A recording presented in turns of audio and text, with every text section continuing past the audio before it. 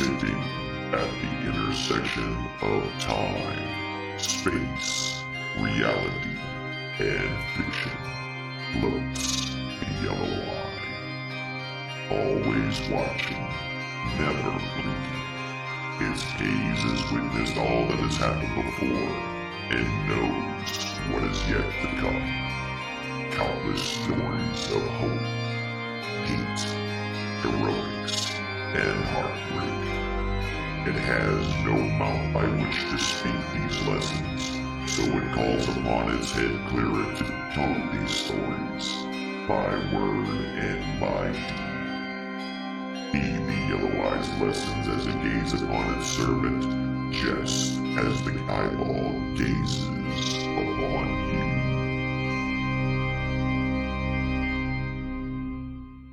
you. Our story has already begun.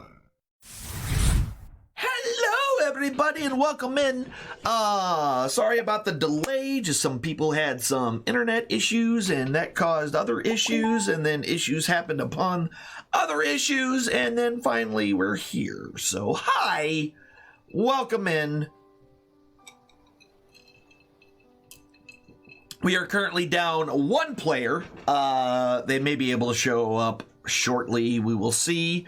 So we are still missing one, but I think we can go ahead and work it out.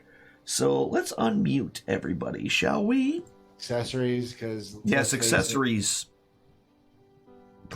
I just made him stop talking of his sentence. Hello everyone. How are you?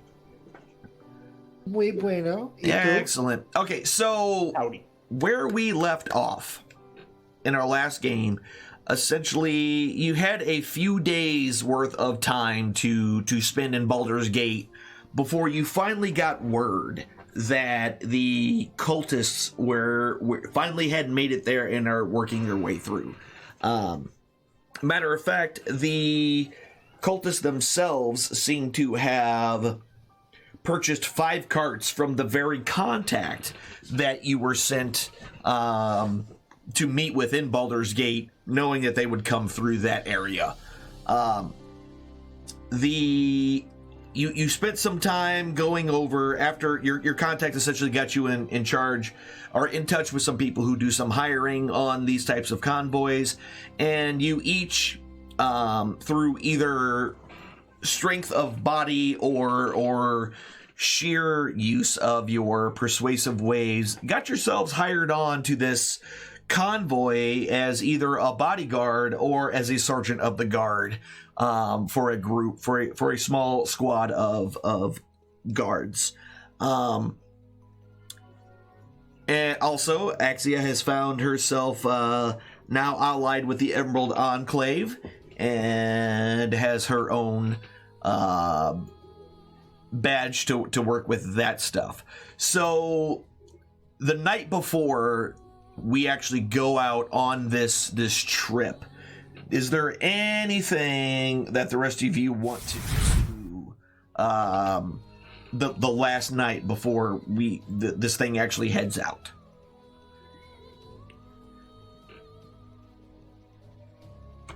Second says it did go to the temple district, but yes. I don't know if Nook wanted to cover them. I don't need to go to your guys' temples.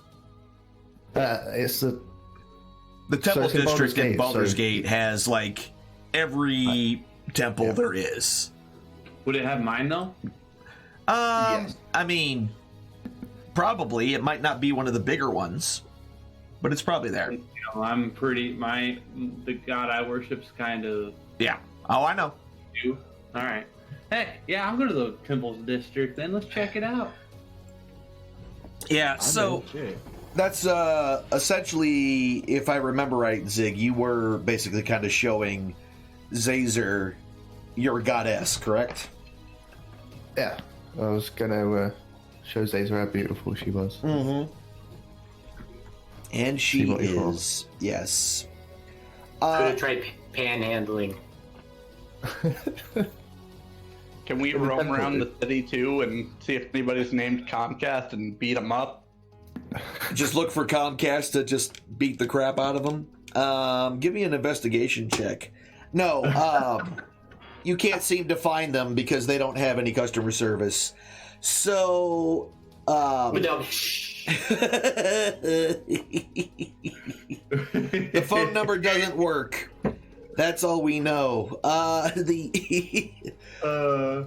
So in your panhandling, yeah, you were actually able to. Where did my dice go? There they are. You are able to get 16 gold pieces from a single evening of panhandling. Generally not 16 gold. Most of it was in silver pieces. But still. Not bad. So that's not a bad evening of panhandling. And because you rolled really good on your persuasion check. That's the only reason why. Apparently everybody felt sorry for you. And yeah, so the Temple District... Toe is good. Yes, Toe is best. Except Toe is poor and needs money. But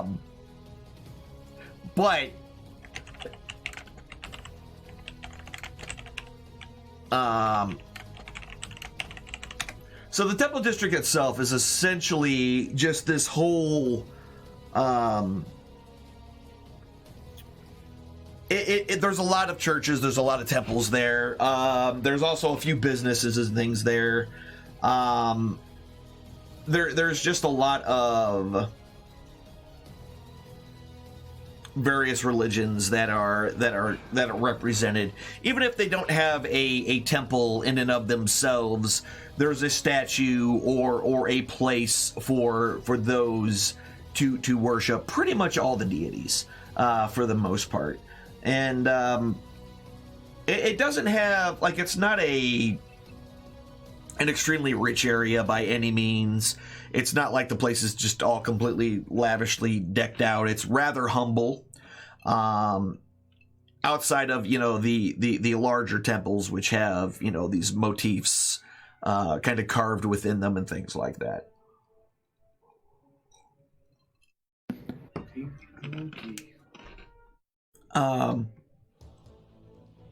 So yeah. So what does Zaza feel like in front of the goddess of love? You like when you used to climb the rope in gym class? Shaved thighs? Yes. Reminds me of a grunge song. Can't quite remember though. That's from Wayne's World. But yeah. Make me feel kind of funny. Like when I used to climb the rope in gym class. Anyway. There is she's the most beautiful creature that you've ever seen in your life, even in a completely stone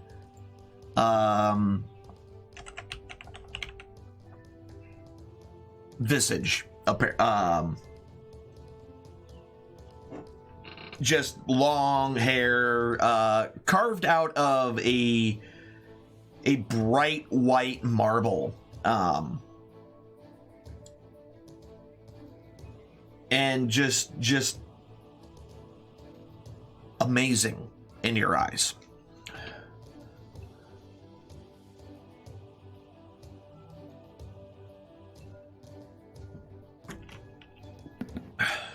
Are there is there a discernible praying location of like a temple of Torm or Isel? Yeah. Torm. There's definitely a Torm one there. I'm unsure which temple to properly pray to, given the nature of my deity. So I'm gonna spend a little bit of time at the altar of Torm, just praying generally and kind of flexing on what radiant energies I've learned. Okay. Not as much as I'm after at this point. Okay. That's interesting. All right.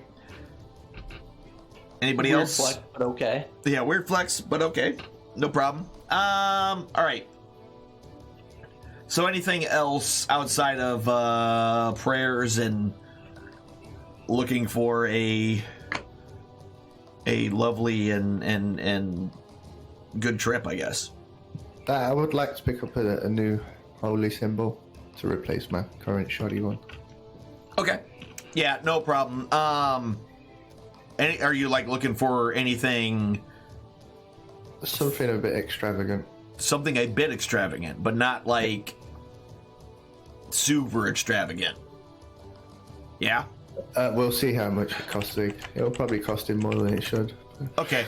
I mean, so 100. like you can get a silver one, for 5 gold. 5. That's 1. And 1. So you see the yellow ones. 5 all fingers, and he holds up a whole hand of fingers. 1 and 1 and 1 and 1 and 1. Yes. Oh, I did it. Yes, you did. And he makes sure that he takes the 5, and you do get your silver holy symbol.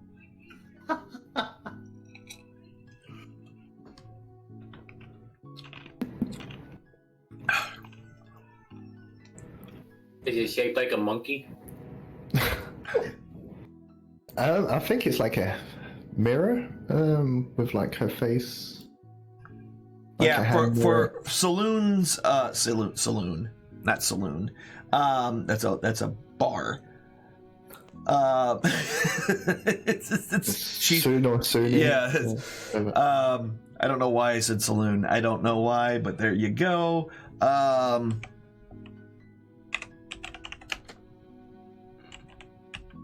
So her holy symbol is basically there's 7 silver stars kind of that surround a pair of eyes.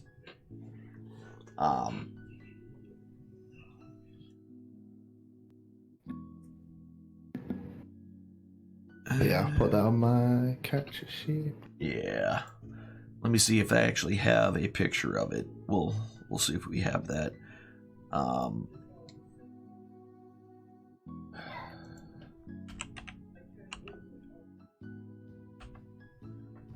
What is that? It is...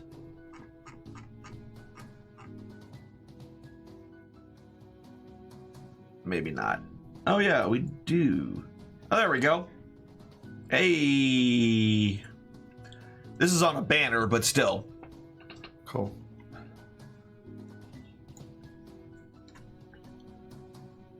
So yeah, basically a pair of eyes surrounded by 7 stars. And it looks basically, instead of it's just a silver inlaid where the eyes and the stars are raised up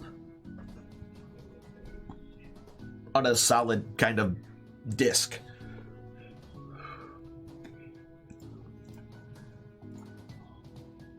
And Zig will say goodbye to his guard friends on the way.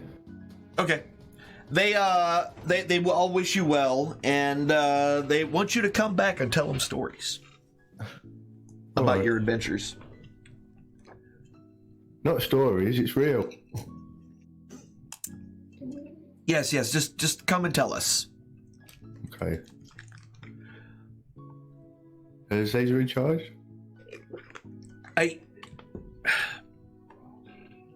To be fair, I don't know him. Not well, but from what I've gleaned from him, probably not.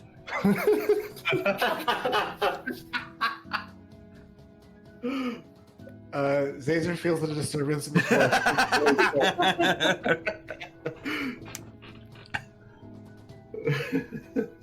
Probably not. Caesar's eye starts twitching more. Oh man. Wait, Mingus did what? So That isn't safe. Not even a little. probably So I not. told them all the stories and everything we did. And they said, all the time that Caesar has saved our lives. What could I possibly have done to make the gods distrust me? I have no idea. All right. Have you seen yourself? I mean, wait, what? What? No. Psh. Damn it. All right. So, anything else before we call it a night and rest up and get ready to leave the next morning? I'm good. Nope. All right, awesome. So, your night goes on without a hitch. Nothing is out of place or anything like that. And another day goes by, and it is now the 26th of Tarkash. You're about 5 days out from the Green Grass Festival, which basically really marks the first official day of spring, even though spring, started a few months ago. So you will be heading out. You'll probably see maybe, probably nothing along the road because there's not a whole lot between here and where you're going. Now, the order of the carts in the front is our exotic birds dealer, Owen Evan Moore, who is the person that you are guarding, Nutrock. You are the personal bodyguard of this individual. In addition to him, he also had hired on another guard, a female shield dwarf. Hey. I forgot you're a dwarf. I didn't even realize that until you just made that weird ass noise. You remember why females have beards too, right? So the next three wagons, you're not quite sure who they are, but you do seem to recognize a few of the members there. It does seem the group, that particular group, kind of sticks to themselves. They don't really interact with anybody else. They refuse to allow anyone to ride in the carts or at all. Like, they don't want anybody near their carts.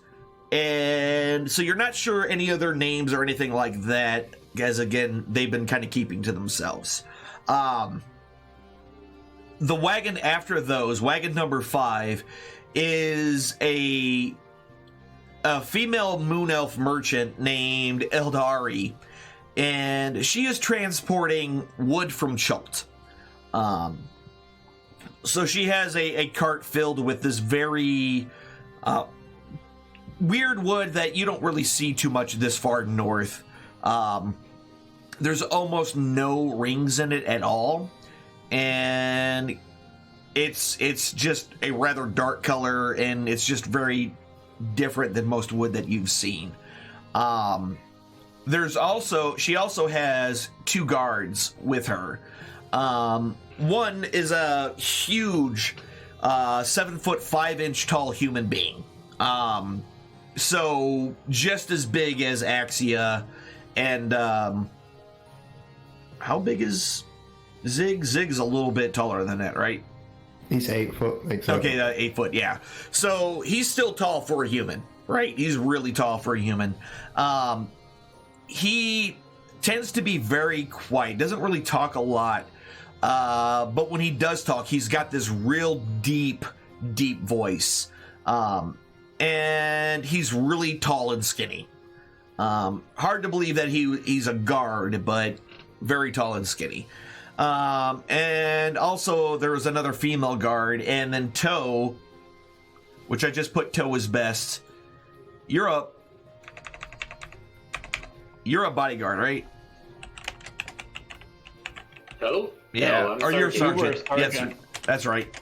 So yeah, you're the one in charge of those two, the really tall human and the normal female human. In addition to that, the next 2 wagons, Zazer is the sergeant and Zig is the bodyguard for Akrani Ulutin, who is a male human merchant. he has 2 carts that are basically filled to the top with cured leather and rough uncured hides. The carts themselves just stink of leather chemicals and things like that. Yeah, he also has a teamster that's working for him, a woman named Werond, who seems to be the best at her craft. You could just tell she knows how to handle horses. And addition to those 2 as well, he also has a couple of laborers with him as well. Twin brothers. They have an uncanny ability to end each other's sentences, and it's hard to tell whether or not they're doing that to mess with people or they legitimately have some sort of mental connection where they just know how each other is going to end a sentence and they end it for them. Green eyes, highly freckled, and they seem to really enjoy confusing people on which one is which. In addition to that, there's a couple of not just regular guards as well, that you were in charge of, Zazer. And on top of that, the next wagon is this very quiet, bald man, very pale skin, just extremely, and pale isn't even the right word. His skin is kind of ashen. He doesn't seem to say a word to anybody, or anything like that. But the weirdest thing, the most obvious thing about this individual is that he has a gargoyle that is perched on top of his cart, and it is tied to his cart with this really thin strand of like silver string. And it seems like this gargoyle is just guarding whatever he is bringing with him. His particular cart is completely enclosed and closed up, and there's no way of knowing what he is hauling. My kind of customer. I'll get friendly with that merchant. So the rest of the entourage is the one that Axie is in charge of. She has 4 guards that are working underneath her, and essentially these are people who are either on foot or on horseback that are just traveling along, that aren't necessarily part of any one of these merchants or anything like that. Now, most of the time, the merchants and things like that don't really care about a traveler kind of jumping up on the back, except, again, as I said, any of the wagons 2 through 4 shoot anybody away from hitching a ride, sitting on them, or any of that. But most of them just seem to be random travelers, nothing real special about them, except for one individual who is green. And when I mean green, her hair is green, her eyes are completely, even the whites of her eyes are green, her skin is green, her teeth is green, her tongue is green. She tries to hide her condition as much as possible, but you can easily tell, for some reason, she is green all the way around. There are a couple of nobles in this group who are kind of hoity-toity and standoffish, but all in all, it's just a group of about 12 people, and that are just along for the protection and the route. So we have an entire convoy of about 8 total carts that are on their way. Convoy. Yep, exactly. So they make their way. Everyone, there's a lot of hustle and bustle as everyone's getting their horses strapped up real early in the morning, getting all the horses strapped up to the carts, double checking them. You can tell that the one female elf seems to really kind of dote over her horses. She's speaking to them very quietly in an Elvish dialect, and just really kind of really paying them a lot of attention. But almost any human, dwarf, or other elf that comes near her, she just kind of scowls at them and doesn't really give them much of a warm welcome in any way, shape, or form. So after everything gets brought up and hooked up and everything else, wheels are checked, double, Why you give Alan and everything seems in order. Everyone takes their positions and start to make their way out of the gate in Outer City, northward, up the Tradeway. The day is itself, it's as you're coming up to, close to green grass, which officially marks the first day of spring. The air is cool, but not chilly. A slight breeze kind of comes off of the northward from the field. You can get a real sense, you can really smell the Sword Coast, the sea, reaching your nose, the Sea of Swords. And it's just a nice, pleasant morning. And a lot of people seem to be in high hopes and high spirits in order to get things underway. There's a little bit of talk amongst the different people about their wares and what they hope to do with it and the kind of money that they hope to make. Some of the travelers aren't actually traveling all the way north. They're gonna swatch out at a later place, and just some general conversations and everything. Nothing too out of the ordinary or that seems weird. Just people who are on a common journey, kind of getting to know each other. However, except for, again, the folks in the second, third, and fourth wagon are very standoffish. They seem to ignore pretty much everybody else and are kind of just along for the ride. And that includes the guards that they have as well. So even their own guards are really standoffish from everybody else. Now, after the first day goes into night, there's really nothing happens. There's just a calm, cool breeze, and it's actually been pretty nice overall. The second day, the third day, and the fourth day go off without any kind of issues whatsoever. Now that you're fully into the Fields of the Damned, this area, from what you kind of know in the whispers and things that you can hear around the campfires and things, is that this area is where countless upon countless battles have been fought.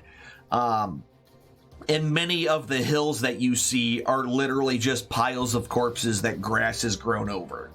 While that rumor just seems to be a little bit far-fetched, some of the other ones of random burrows and random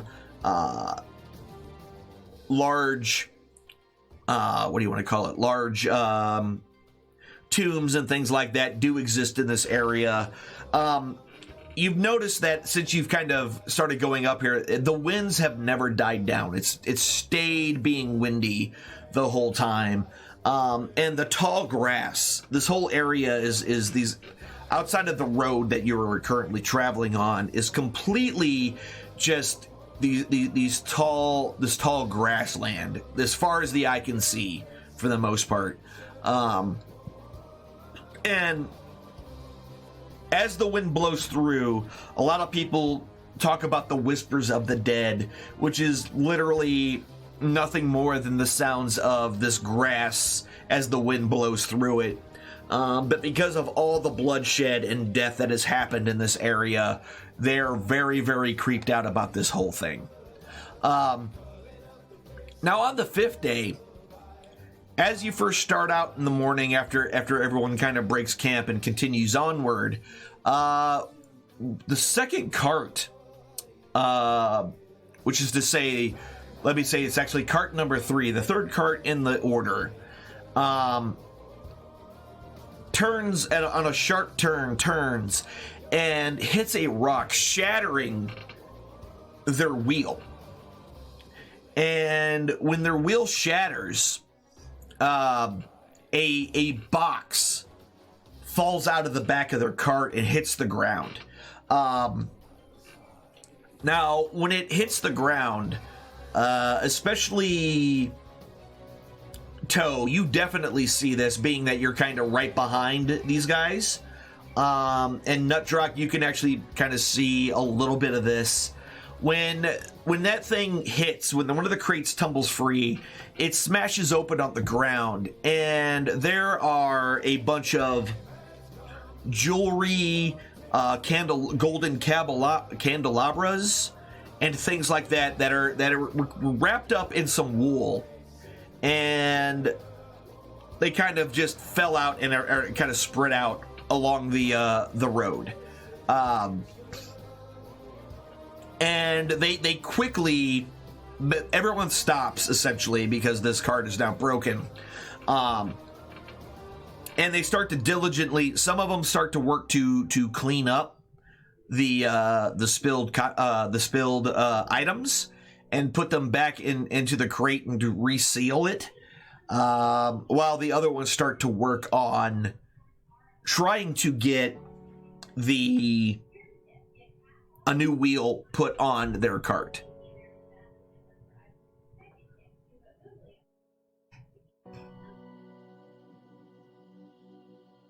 At first, there's a couple of folks that kind of start to kind of move up to help, but the individuals of that particular cart kind of push them away a little bit, and you know, it's like, no, we don't need help. We've got this. Don't worry about it, etc., etc. And after a little bit of time, the crate is fully restored. New nails are put in to seal it up again, put it back in there.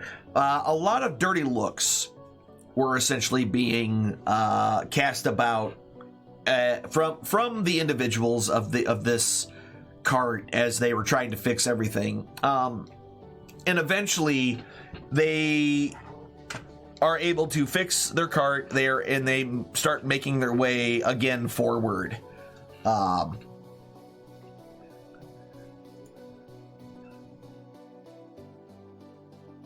So later that evening, after all is said and done, actually, matter of fact, everybody give me a... Let's see, give me... What do I want? I want a... No, I don't need animal handling.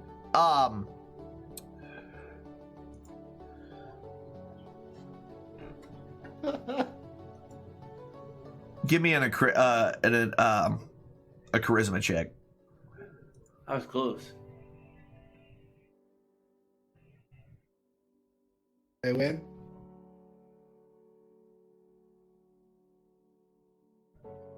Okay. All right. Cool. Easy enough. So later that evening, there's a lot of kind of rumors and hubbub going about where folks are really kind of like, wow, what are they, you know, jewelry dealers? And every night, so you've been doing this for about 5 nights now. And even when you set up in your circular formation for evenings, that the group, the second, third, and fourth carts always seem to push themselves a little bit farther away from the main group, still being part of the formation, but a little bit farther away from where everybody else is. They only seem to talk with themselves. They never seem to talk with anybody else.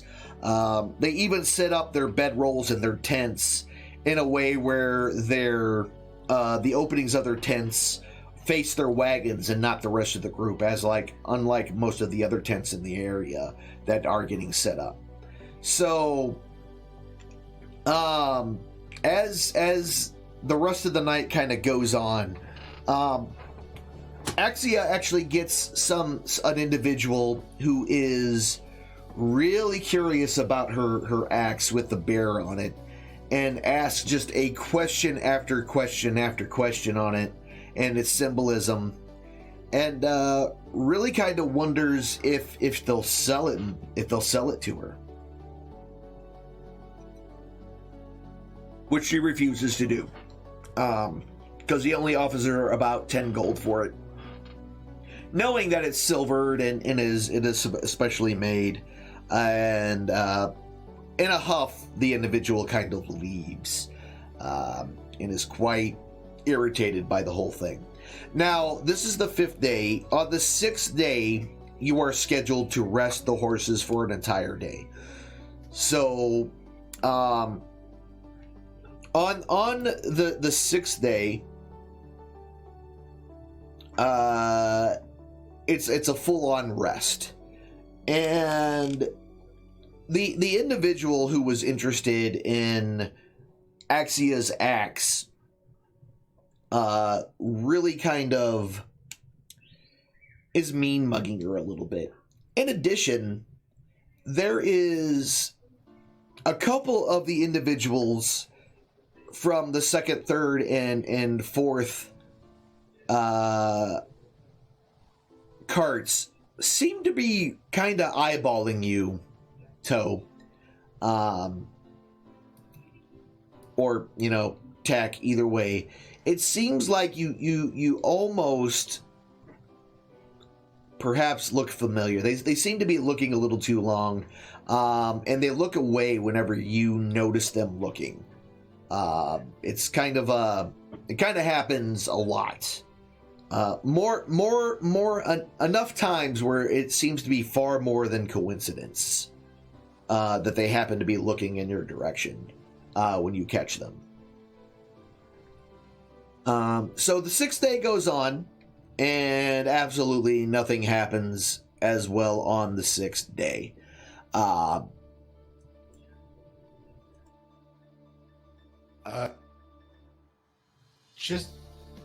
curious. Do I notice anything in that's relative to cult behavior or anything that's related to such things?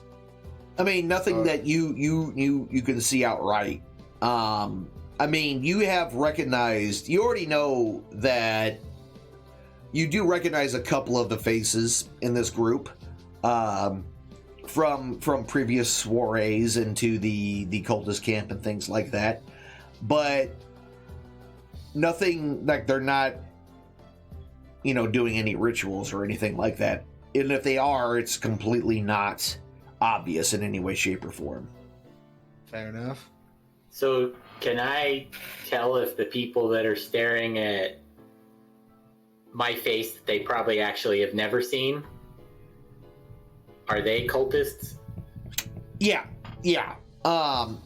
You've been able. I've never been toe around the cultists. So. Well, yes, that's absolutely true. But what are you saying? All kobolds look alike? Yes.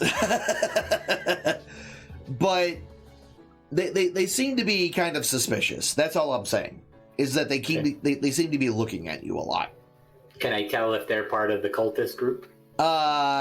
You are all at this point, based upon the box that fell off the back of one of their carts and had a bunch of gems and jewels and such and whatnot in it, and the fact that they kind of are keeping to themselves completely, even the guards. So even the guards of the other, they all kind of meander around. So everyone's fairly jovial.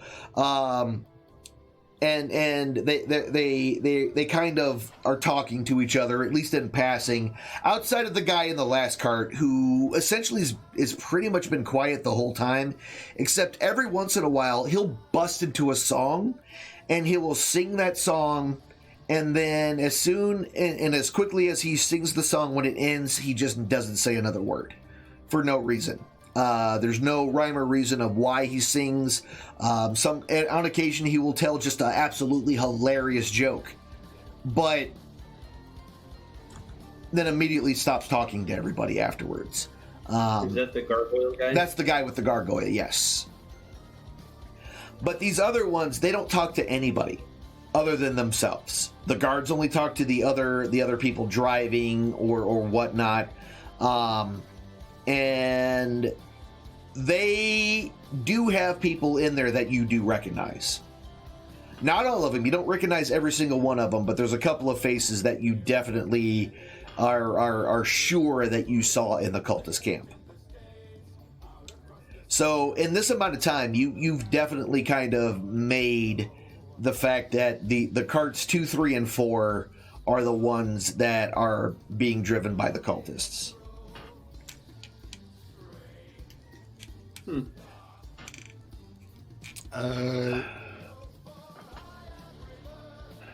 Can I instruct Murray to find his way onto cart number 2? Yeah. Just to start snooping around best he can, being a sneaky little furball that he is. Gotcha.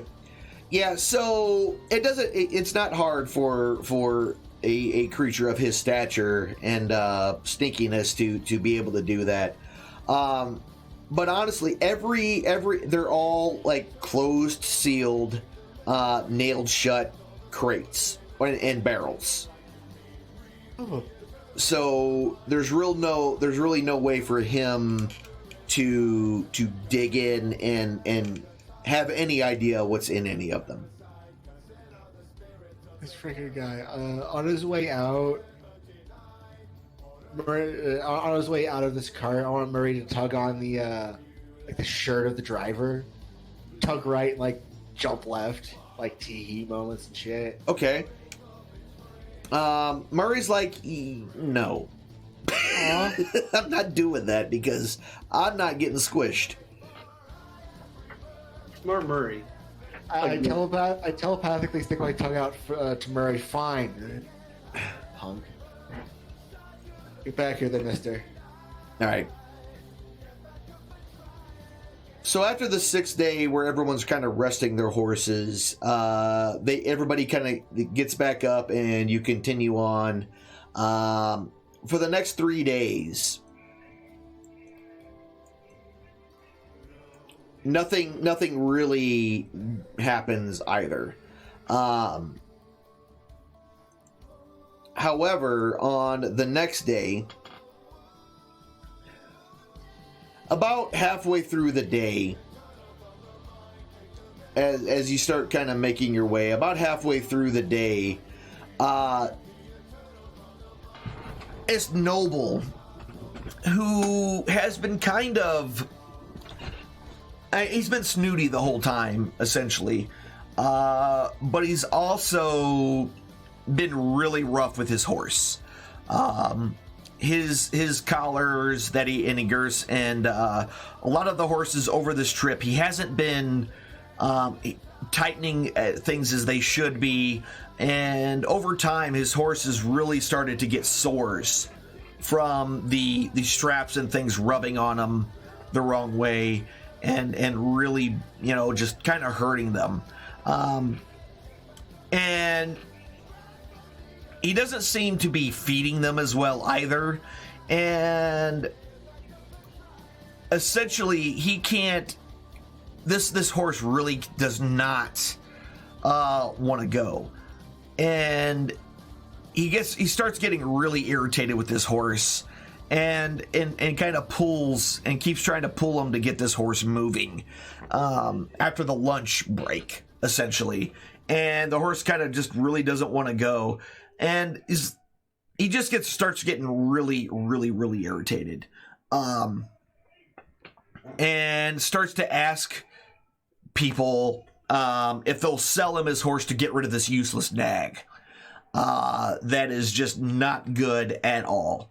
He has 2 bodyguards that have pretty much been around him the whole time. That just kind of let him do what he wants. I don't know if they're just paying him well or whatever. This is visibly pissing off the driver and owner of wagon number 5. That would be the female moon elf who spent a lot of her time kind of doting over her animals. And you notice every night she spends more time with her horses than she does with any person. She's the one that I'm with. Yes.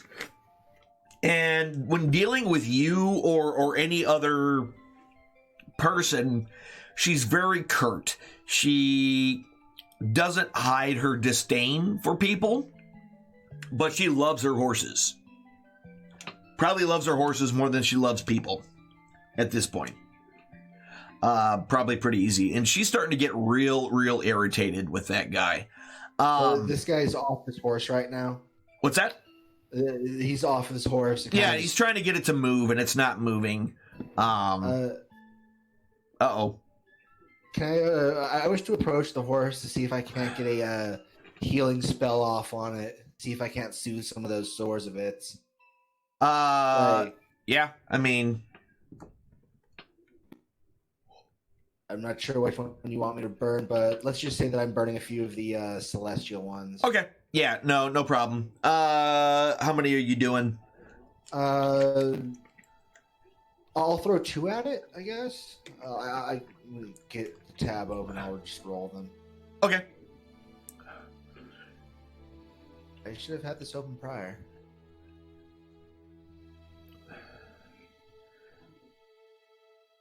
Okay, yeah, no problem. So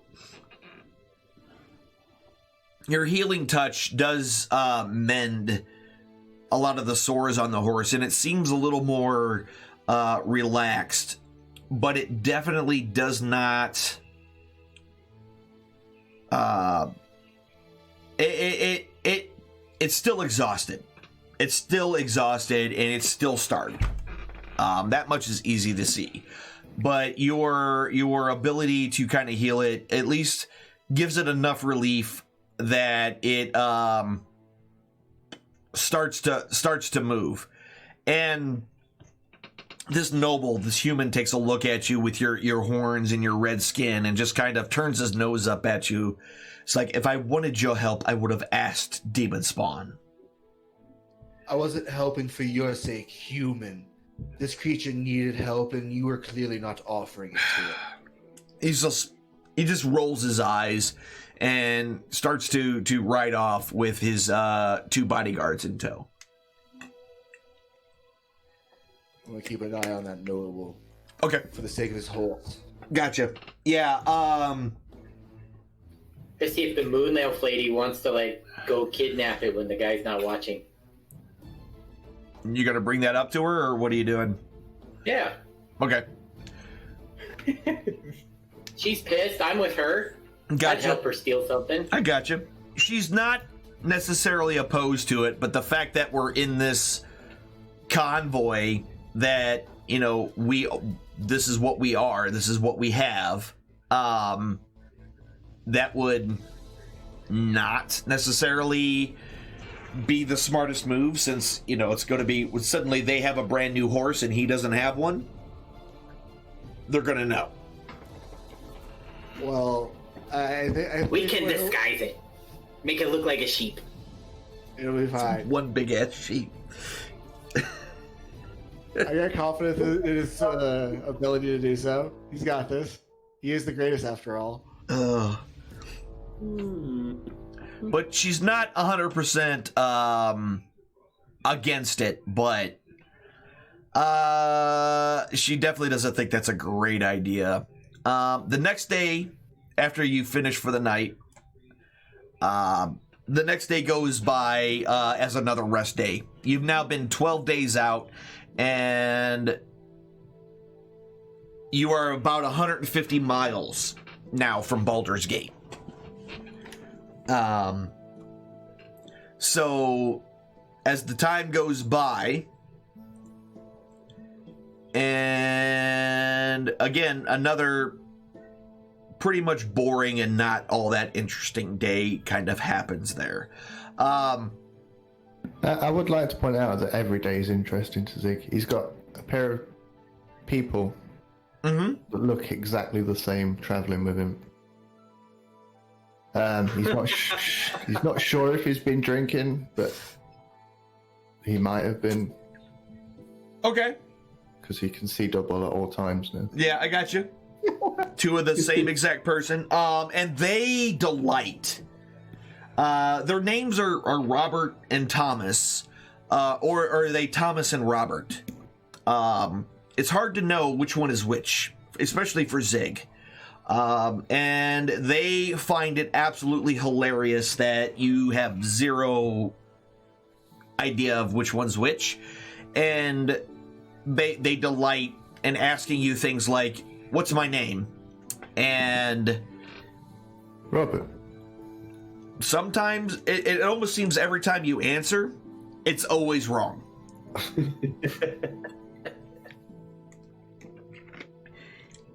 Even after you say Robert and then you're like, okay, Thomas, it's still wrong, which confuses you even more, just overall.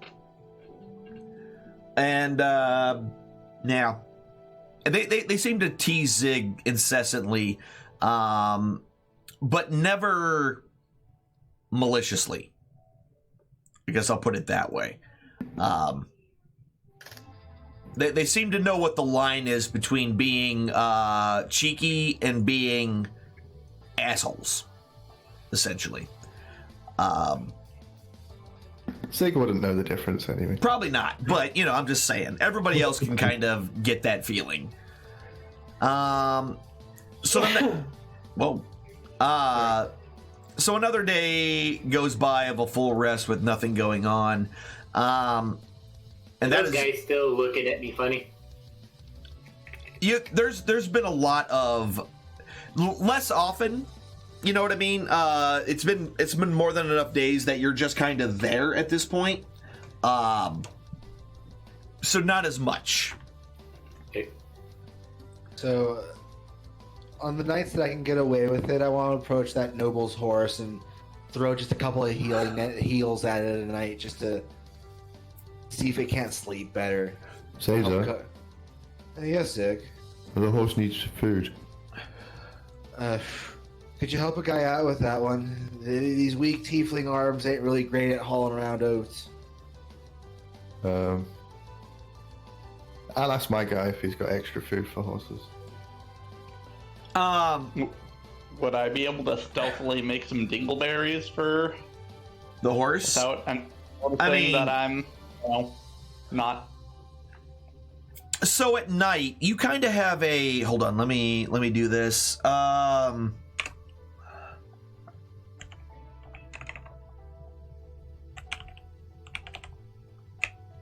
was this? Stop. There we go. So your night stops are essentially not unlike this.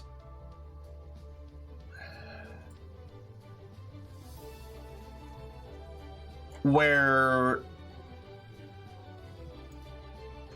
it takes forever to load. I have those nights too.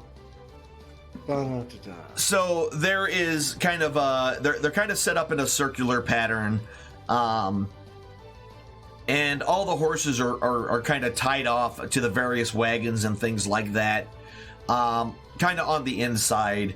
And the majority of the travelers spend their time around the larger, around the larger campfire in the very middle of the area. Now, in this particular one,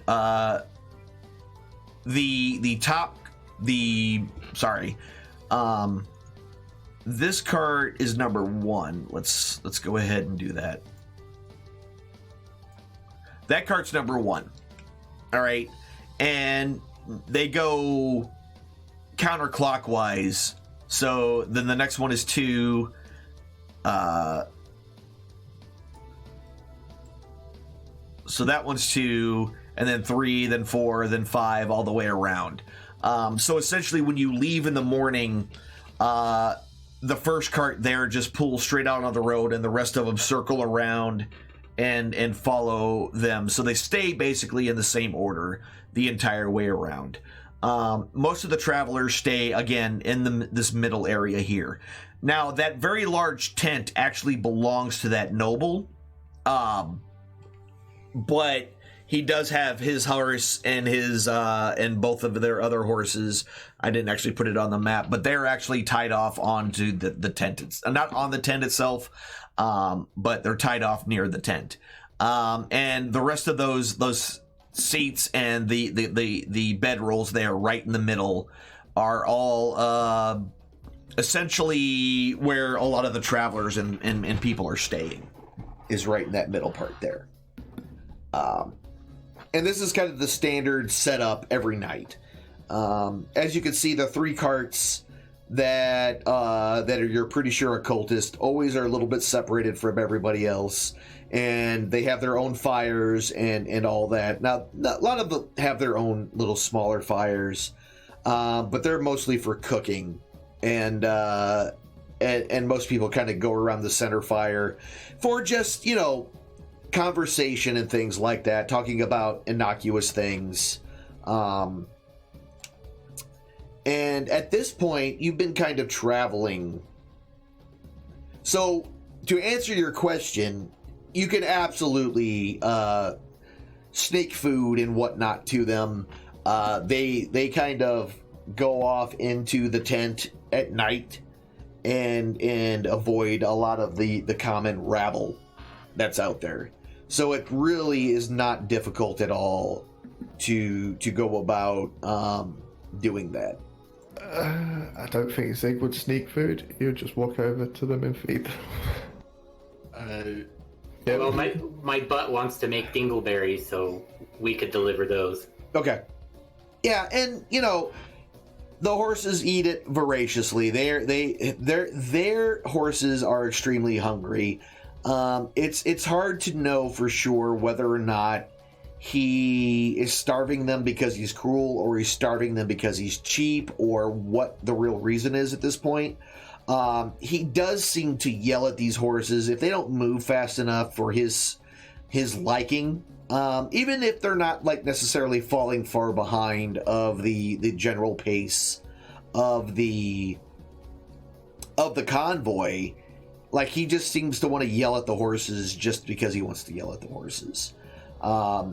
Now, your abilities to you're feeding him, whether or not he knows it or not, is actually doing much to keep the horses going. And even with his yelling, they seem to be doing much better over the past couple of days with y'all feeding and whatnot. Well, I guess it's still the same night, but they definitely seem very happy about the extra food that you're giving them.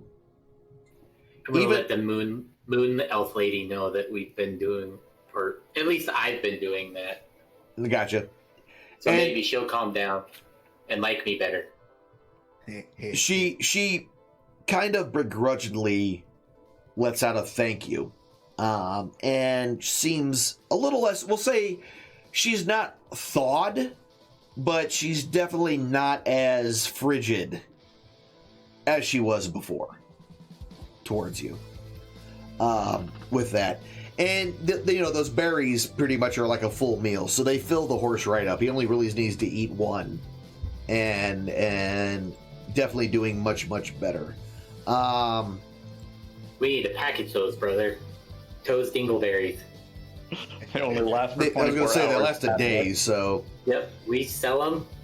Not our problem if they don't eat them. Oh my god. Yeah. I guess that's true. All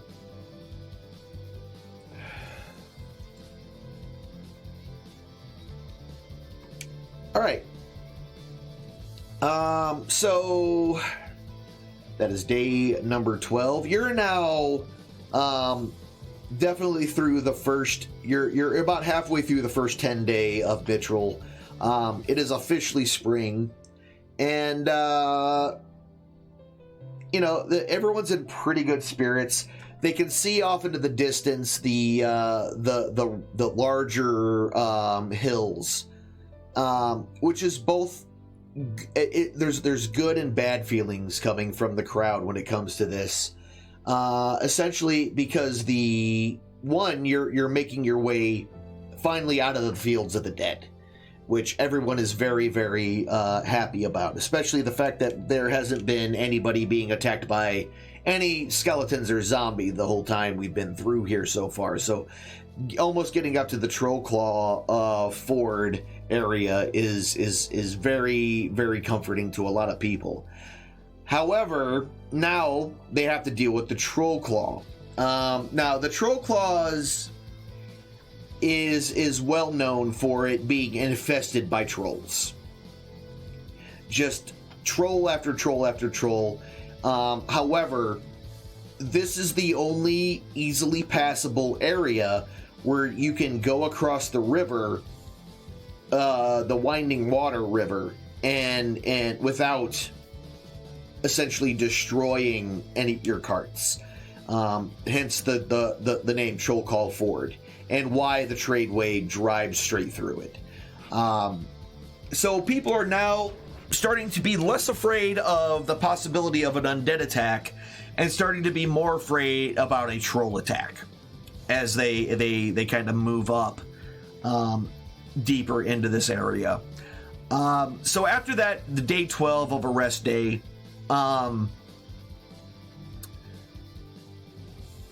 you the next couple of days, when you go right up into the Trollclaws, over the next 3 days, it's a little bit slower traffic, but you do eventually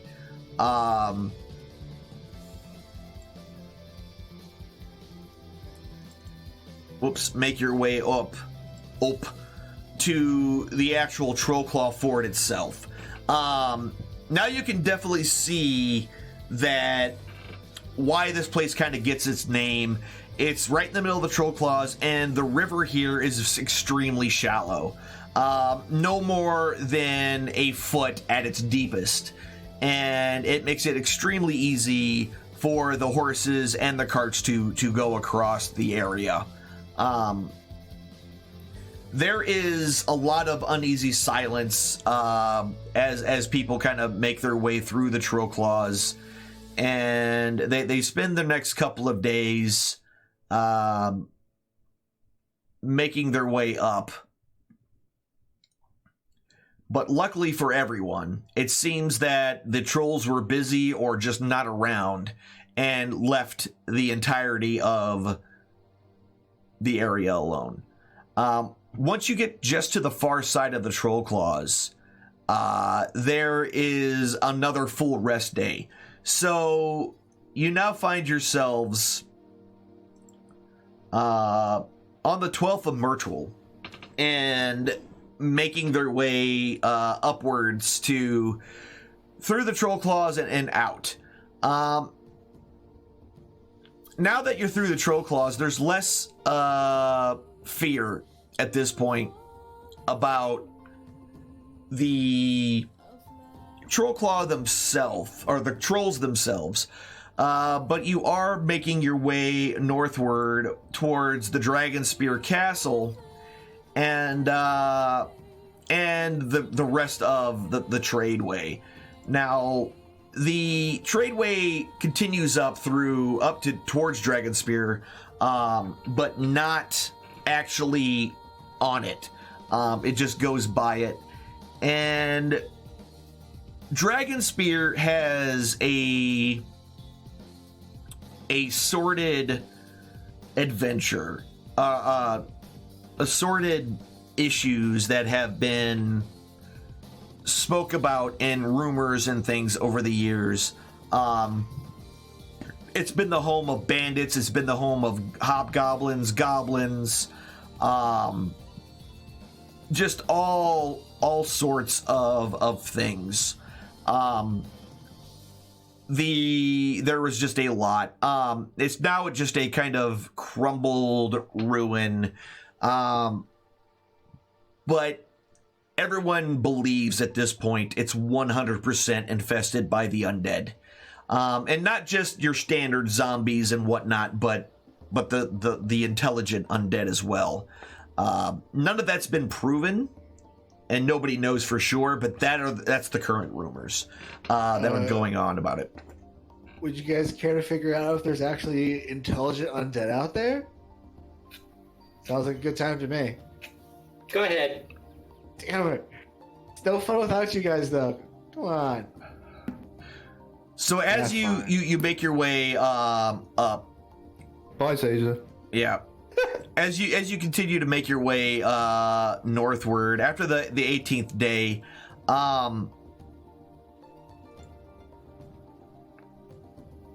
let's see. The evening of the 19th, as you start to kind of come on to the end of your night, or the end of the trip where you kind of camp out, there's actually twin sisters that were already kind of in the area where you were planned on staying. They are quite attractive, and they are setting up their own camp essentially in the same area. They were taking care of their horses and setting up, and they decide that perhaps it would be good if they ask if they can go ahead and stay the night here at the camp. Now, these ladies are quite attractive. I offer to help them set up their tents. Okay. They're very, very happy about you assisting at this point. And they are definitely flirting with you. I have no problem with this, and I flirt back with them, I guess. Okay. All right, no problem. So as they kind of flirt with you a little bit, they kind of giggle and all those things, and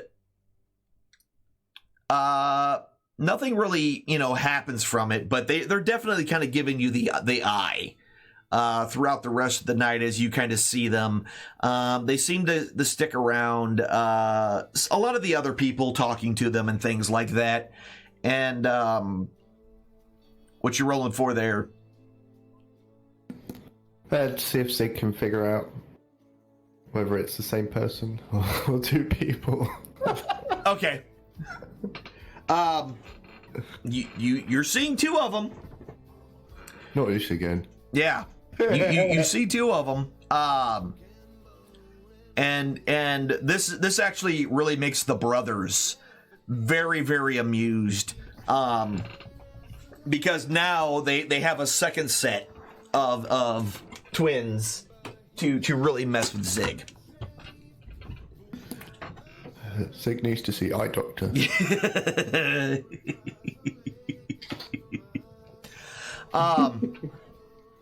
So these young ladies decide, since they're also headed northward, that they're going to go ahead to travel along with you guys because it's safer in a group, just like that's the reason why all of you are doing it to begin with. So they decide to kind of go on, and they do seem to spend some time. One seems to spend an inordinate amount of time near you, Zazer. And the other one kind of flits around here and there like a social butterfly, talking to a lot of the other people in the convoy. So over the next day, over the next 2 days, nothing really of interest happens. And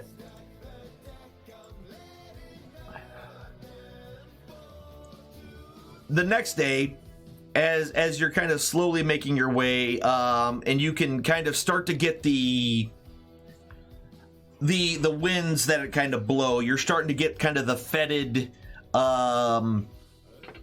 whiffs of the smells of the high moor. The swamps and whatnot start to kind of really assault you're just getting good glimpses of it. The scent of the sea gave way, quite a while ago, and now this is the first, outside of like grass and things like that, this is the first real smells that you're kind of getting is the smell of swamp. It smells the same for Zeke, right? Because he's in that caravan full of urine and leather. Yeah, a whole lot of leather. Yeah. That's all you really smell is leather, leather and fur, and yeah, and the and your cart driver, who seems to have never bathed in his life. He's also quite he's an individual that doesn't really have a filter. He says exactly what is on his mind and does not pull punches. He says exactly what's on his mind. 100% rude. And is he from Clan Fireforge? Has definitely called you a big dumb oaf at least once. Yeah. Yeah. Yeah. Big is big. Yep. That's me. It's pronounced orc, not oaf.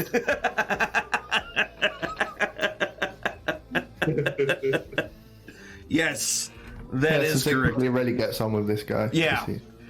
But otherwise, like, he's not mean. He's just not. He doesn't sugarcoat anything. He says exactly what's on his mind. So, what has he said about these new twins? What? Sorry. What's his name? Akri? Yeah. What did he say about the new twins? He didn't say much of anything other than the fact that they're both. If he was a younger man, he'd take them both, but he's not. Don't worry, dude. I got you. Yep. So on the afternoon of the 22nd day of the trip, the horses that you've been feeding, even though that they've been you've been feeding them and whatnot, his in constant abuse seems to be really kind of weighing on him, or on the horse itself that he's been riding. And he starts kind of just yanking on this horse's. He gets off and just starts yanking. It's like just getting really, really angry with it. He then just gets really pissed off and reaches down and finds just a regular branch on the ground and just swings it with all of his might and just whacks this horse right across the side of the head with it. This completely, like, grounds the horse. It goes down. Oh, I got you. I'm gonna go. I want to go grab the stick and smack him with it. Okay. I'll watch over old parent. Like, hit him again. Hit him again. Yeah. Great. Can't be hitting no horse like that. That's just. Can I, like, shank him in the calf with an arrow while beating him with a stick? So the whole party sets on this guy and starts beating him with sticks. Okay? Yeah, that's. So the. All right. Roll for initiative. I mean, that's about what's going to happen if that's what you all are telling me here.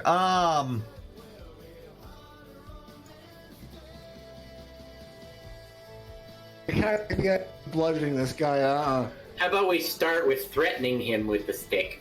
No, he's already gotten right to violence. I was about to suggest to him something really stupid, so. Okay. I mean, actually, I would like to cast a suggestion on him.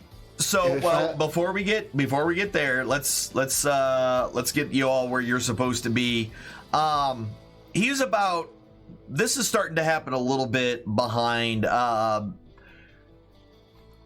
let's get. I need you. Go ahead, everybody. Roll initiative for me, please. Since I'm in the front, do I know that he just smacked this horse? He was about halfway through the entire group. So where he is currently located, you are about 40 feet away. And there, let me do it this way. So we'll see Nutrock in about 6 turns because he's slow. I mean, Right. a little bit, yeah. So, essentially, Toe, you're seeing this is right next to you.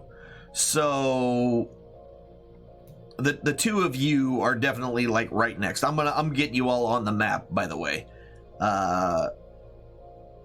right now. And where's Tack at? Now, remember, he does have these 2 bodyguards with him as well. They definitely. He seems like he paid good money for them. That's for sure. Now, Axio is actually nearby for this. So she's over here. Nutdrock is on his way and is currently not there yet, but he will be shortly. And Zig is at 6 and 7, so you guys are on the south side. And Zazer. And this is definitely kind of pissing off. There we go. Definitely pissing off. So there's the noble. And there is his 2 bodyguards. The other 2 are on their horses. What about Moon Lady? She's got to be pissed about this. She is, and that's why she does not at all stop you when you get up and move towards him.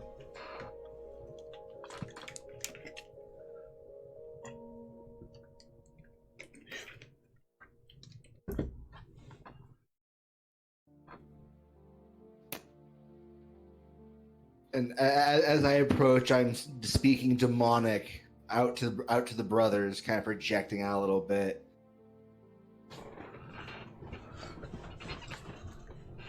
Just in case he understands Draconic. Okay. All right. So, like I said, the noble essentially just kicks this stick and slams it into the horse's head again as it's kind of buckled. It's got it down. Its front legs buckled and are kind of sitting inward, and it's hasn't quite lost consciousness. It's still trying to stand back up, but while it's doing that, he goes ahead and just whacks it again with this stick, sending it completely down to the ground. It does not look like it's in good shape at all. Tick. I'm going to, as stealthily as I can, since nobody knows I exist, really. Nope, nobody knows. I'm going to try and, shoot that dude right in the kneecap, because he deserves it. Okay. All right. And I'm assuming it's sunny out? Yes. It's the middle of the day.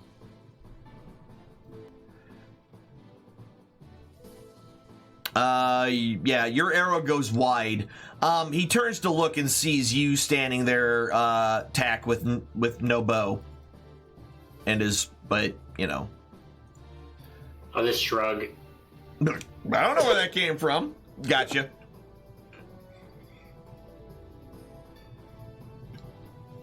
All right.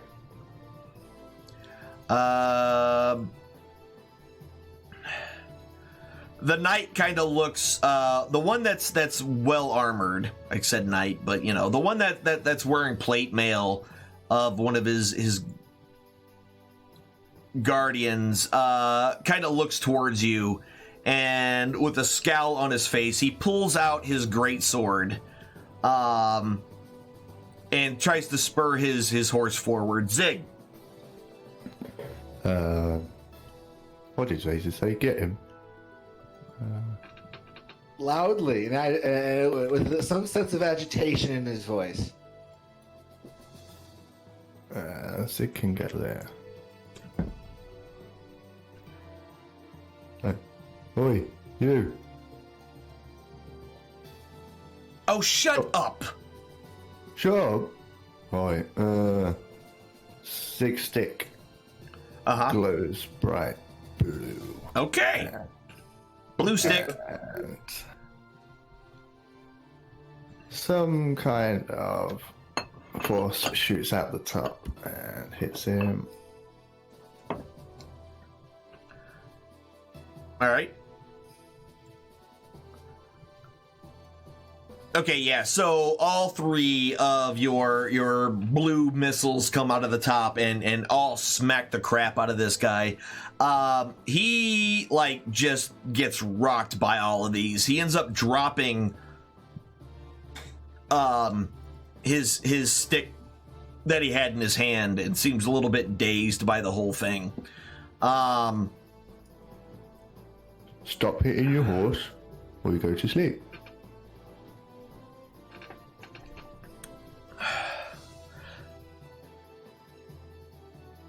Okay.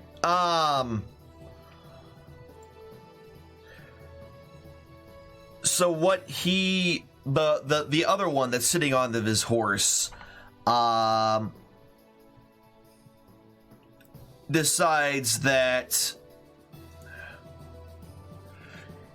he is going to go ahead and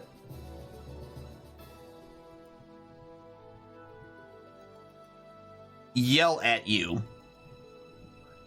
Hello? And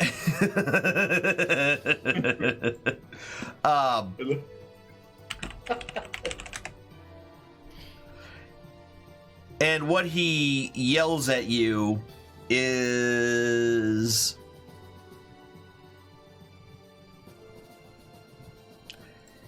he yells, "Flee from here."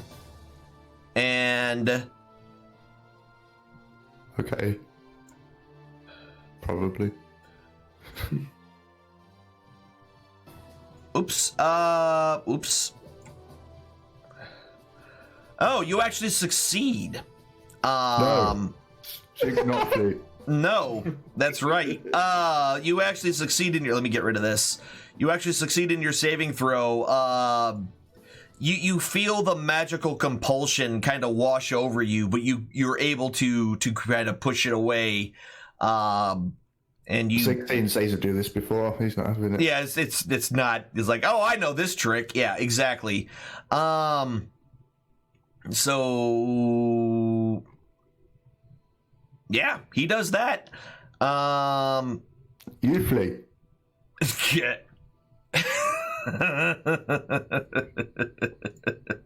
No. Uh-oh. Okay, so that fails on you.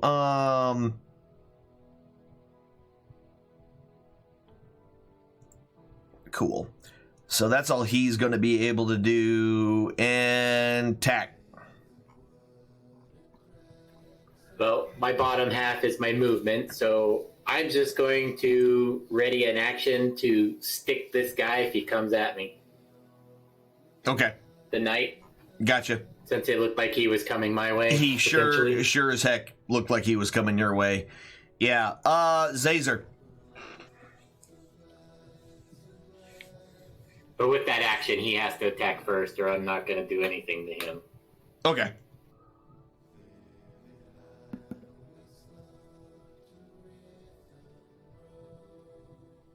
Checking the range of something real quick. Ooh.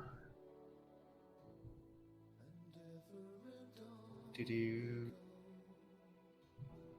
Hopefully that targets the right creature. It fails its wisdom save. You can't hold person on a horse.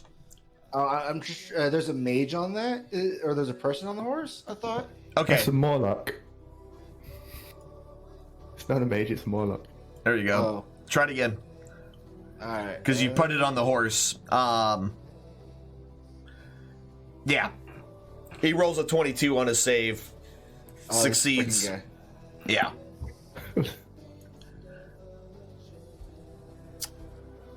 With a bonus action, I want to throw some healings at this poor unconscious horse. Feeling really Okay. bad for this horse. You could probably move on to turn while I figure out how to do that. Oh, I forgot to roll Axia. Yeah. Okay, cool. There we go. All right. Yeah, so you kind of keel it back up and it regains consciousness, but it's definitely still kind of laying on its side and looking a little worse for wear. All right. It tries to stand up and is able to do so. All right. So number 2 stays right where he is. Actually, runs up here.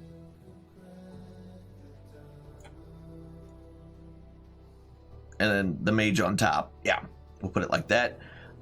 So good there. And then 3. Are we still in the same turn? Yeah. Yep. Can I use my action surge? Not now. We're already like 3-4 turns after yours. You can't do it in the same round, sort of. Okay. Yeah. Axia is up, and she's gonna move up here. And if that mage tries to cast a spell, she's gonna whack it. Nutdruck, you just got to run 50 feet. You are... Okay. Yep, that's all you're doing is running 50 feet. Before I actually take that sprint, I'm Okay. gonna look over at the guy I'm riding with and say, I'm gonna try and break things up. Hold on. I'll be back. I'll be back. I got something to do. This has definitely halted the entire convoy. Everyone's kind of watching at this point. Okay, I'll do my 50-foot sprint. All right, cool. It will take you another 2 more turns to get there. All right. So this guy who just got whopped by a bunch of magic missiles. How dare you attack me? How dare you attack horse? This old nag is nothing but a piece of meat. I am a noble. I am someone. Horse is food? Oh. No, Taser! horse is not food. Horse is friend. Noble food. Oh, God. There's People too, food now. there's too many No, witnesses. You'll never get away Only- with it. Only noble. Noble asshole. Beats horse. Needs to be eaten. Red from species. Can I knock this guy out yet? I mean, not right this second. It's currently. So the knight and the mage both kind of circle down and go to both sides to protect him, essentially. To put themselves between you all and him. Tick.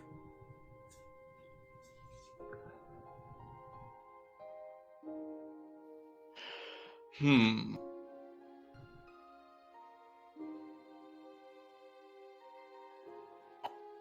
Um.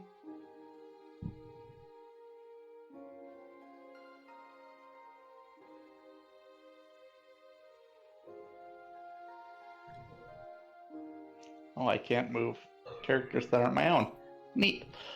Kind of move down here and, try and check on the horse, make sure it's okay. Yeah, I mean, you can give me a medicine check. But other than the fact that it's, just got whacked inside of the head, it looks like the magical healing that was placed upon it has put it in pretty good condition. Still frightened, especially of the noble.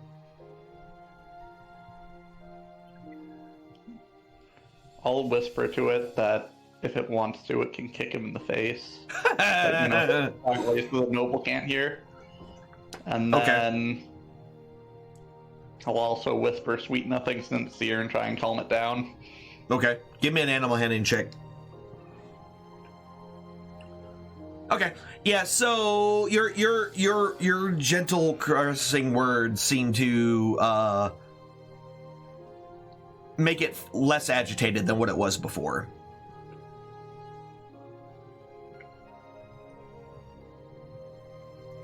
All right. And that's all I'm gonna do. Okay.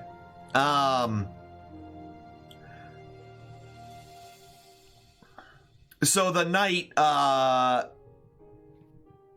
reaches down and okay, there we go.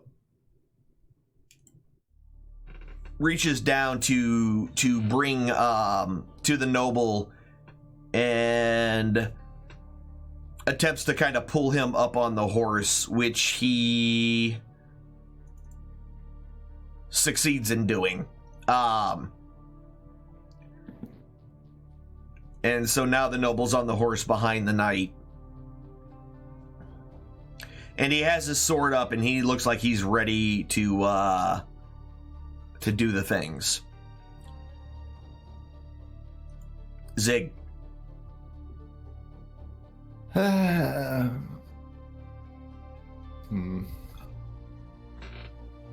can move through this space, okay? Which space? Through here. Yeah, you can move up and around there. Yes.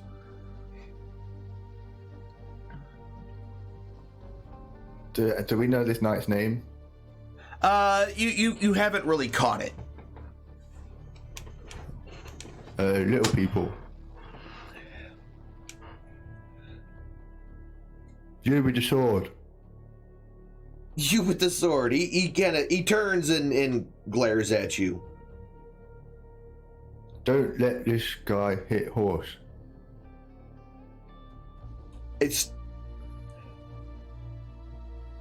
He pays me. It's not my job.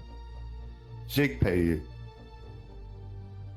And he stops and kind of cocks his head like 100. 100 what? Caesar. Gold. Gold.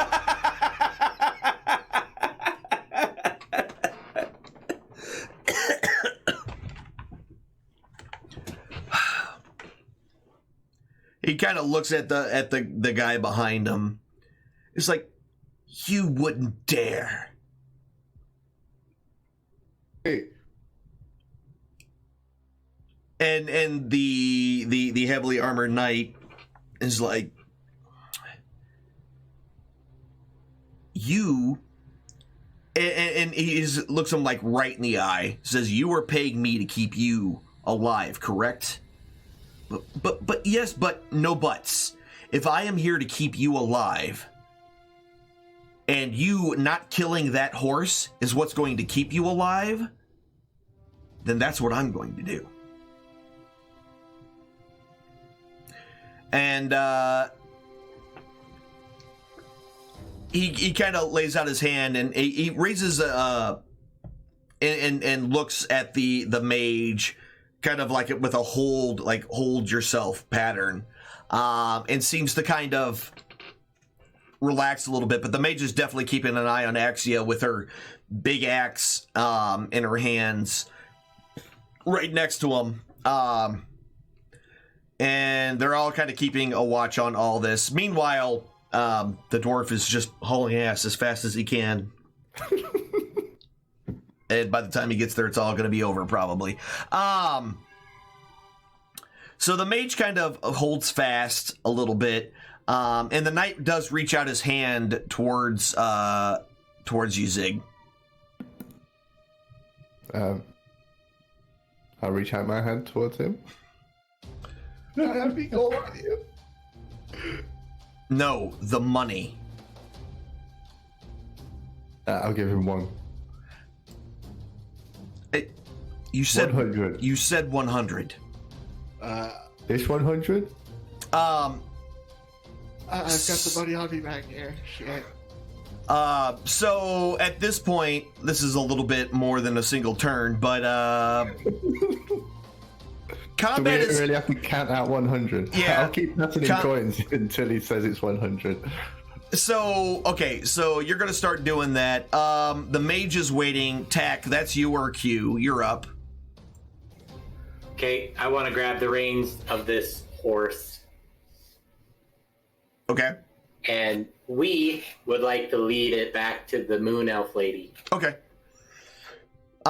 It with your whisperings and all that, it seems to definitely trust you, and allows itself to be led away. Between like the food, the good berries that you have been feeding it, and this latest bit, it definitely seems to trust you. So it does allow you to lead it away. But that horse is mine. You hear the noble say from the back, and the knight in front just turns and glares at him. Not anymore.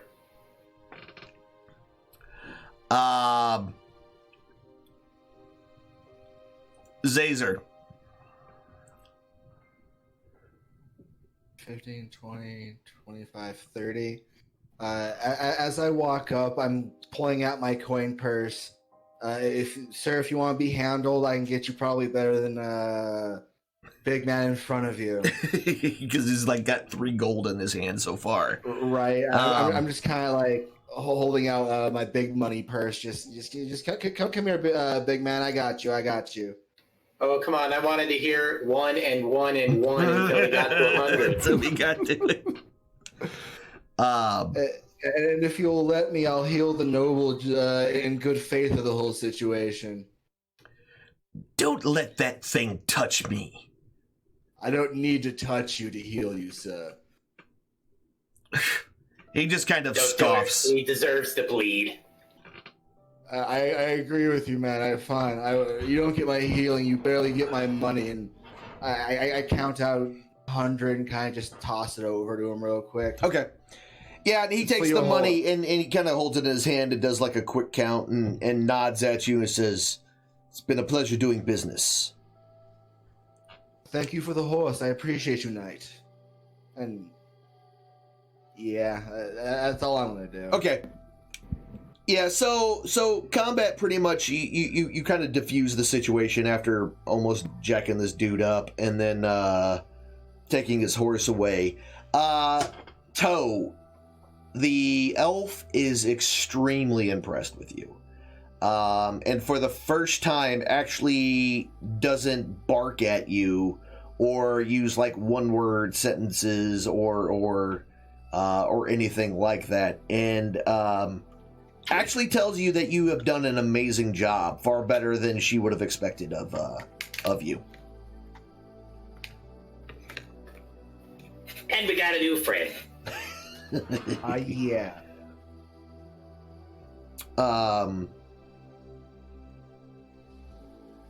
Yeah. So for the rest of the afternoon through the evening to the end of the day.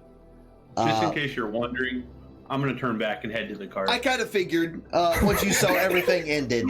2 hours later. Yeah, 3 hours later. I'm here.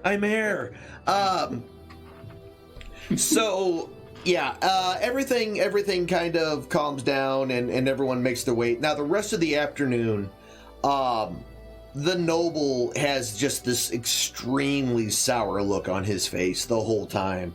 He keeps, like, you occasionally catch him staring at the horse that's now being led, who is tied to the back of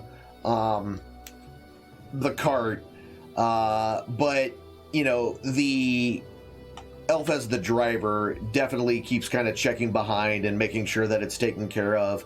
On the occasional stop breaks, she spends special time and attention on the horse, making sure that it's well watered and that it's well fed and all those things. Talking to it again in her elvish voice. She's definitely soft in demeanor towards Yuto, essentially treating you like a person instead of just a tool or object, essentially. I'll just whistle the toe is great song. Toe is great. So... Does she whistle it back? No, she does not. But so the rest of the night, essentially, really starts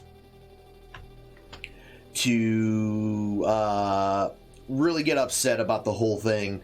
But the knight is true to his word and kind of keeps him under a short leash, because essentially he can either walk or ride on the horse. And since he does not want to walk because he's a little bit of a weenie, he stays on the horse and has pretty much been under control, other than a lot of dirty looks on pretty much everybody.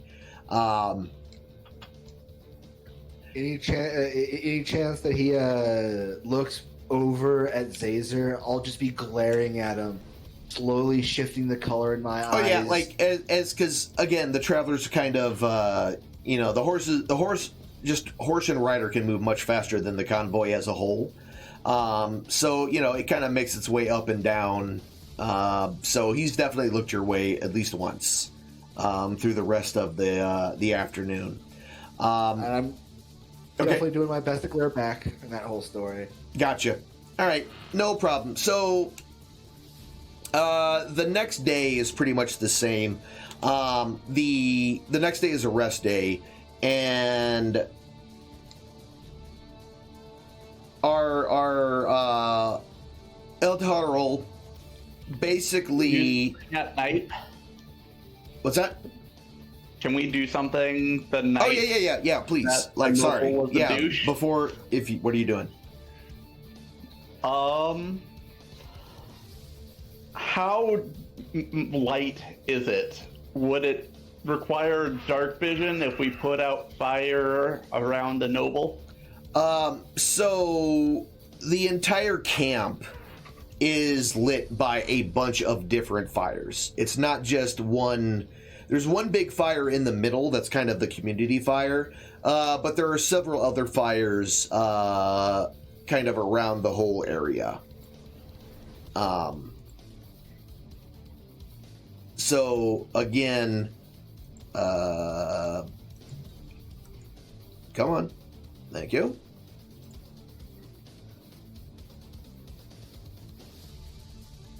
Did it not share it? Oh, okay. It did. I just got to open it up again.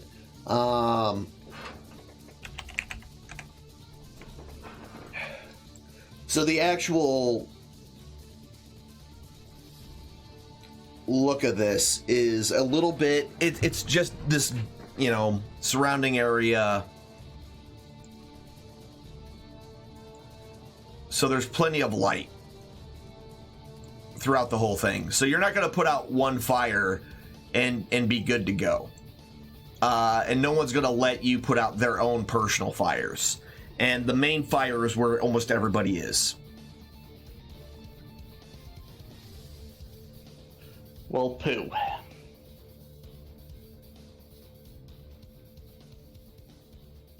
So there's no way really to get only dark vision around the noble, since even if we put out the fires with Mage Hand sneakily, it wouldn't. They'd just light them back up. Yeah, and honestly, like that fire in the middle is more of a I don't want to say a bonfire, but it's definitely larger than a standard kind of campfire, because you have the majority of the convoy outside of whoever guards that are on shift that are around the outside of it. They're all kind of there, because again, that's basically where almost the social aspect is also happening. I don't know, Brother Kobold. I think you might have your opportunity one of these travel days. Who knows when we'll be hit by bandits and somebody accidentally forgets to protect a noble just on that one random arrow? I think we'll have an opportunity later down the road. What are your thoughts, Brother Kobold? Would it be suspicious if we went into the darkness a little bit so we could disassemble and I could go and do stuff, and then, he could just be there? Be somewhere. Just Hold on. shorter? Hey, Alan, remember where I keep Murray? Can I have him just simply cast invisibility? Your toe's ass, right? Would you like invisibility? Can I cast invisibility on Toe's ass from Murray, since travel companions at this point? I mean, yeah. It's a touch spell, right? It is a touch spell. Yeah. And I have been keeping Murray with the Kobold brothers. Mm-hmm. I'm sorry, brothers. I really am, but you guys are sneaksters, and I want to be able to cast invisibility on you guys as necessary.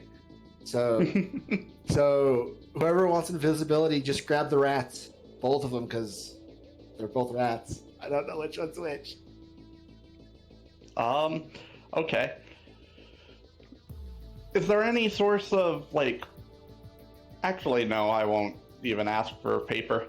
So I have that purple robe piece. How big was that?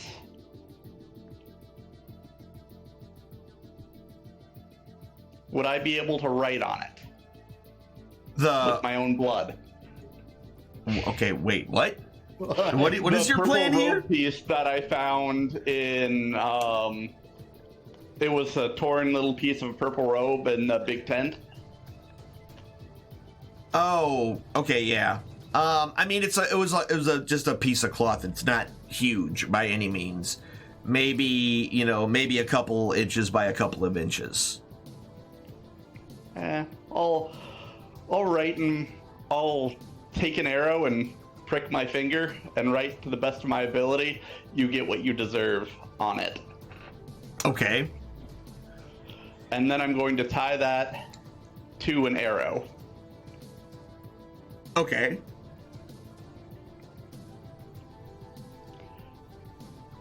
And then, once I get cast invisible, I'm going to walk up to the noble, and I'm going to take that arrow and shove it through his kneecap, and then just sprint away as fast as I can. So, just so you know, as soon as you do that, you will become visible. Until I get into the darkness. Take Murray with you. I can cast invisibility twice. Works for me. That would work too. You could just stay on the back or something. Or I guess he'd follow me because I'd be invisible, and the I can floating see thing would be kind of... Well, Murray would disappear if he jumps into a pocket, because he'll be considered part of you. That's a very good point. And as soon as he realizes that he can't see through the pocket, he'll just bite you again. Call it good. Squeak! Invisible again. Yeet. Brother, we can find another opportunity. But he deserves this. I agree. I don't want to wait for a different opportunity. But this risks exposing us as not Toe if it goes south.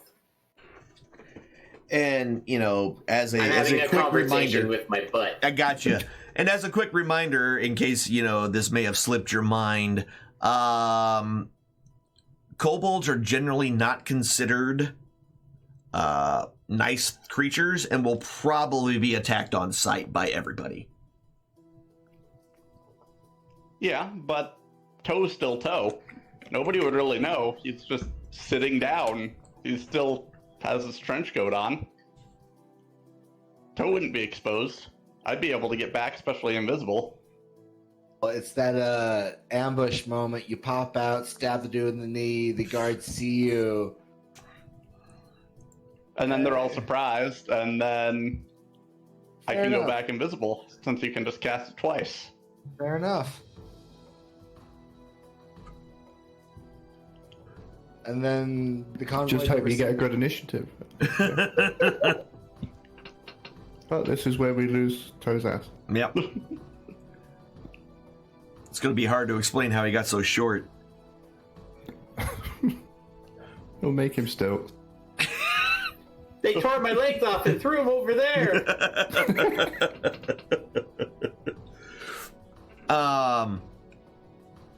Yeah, so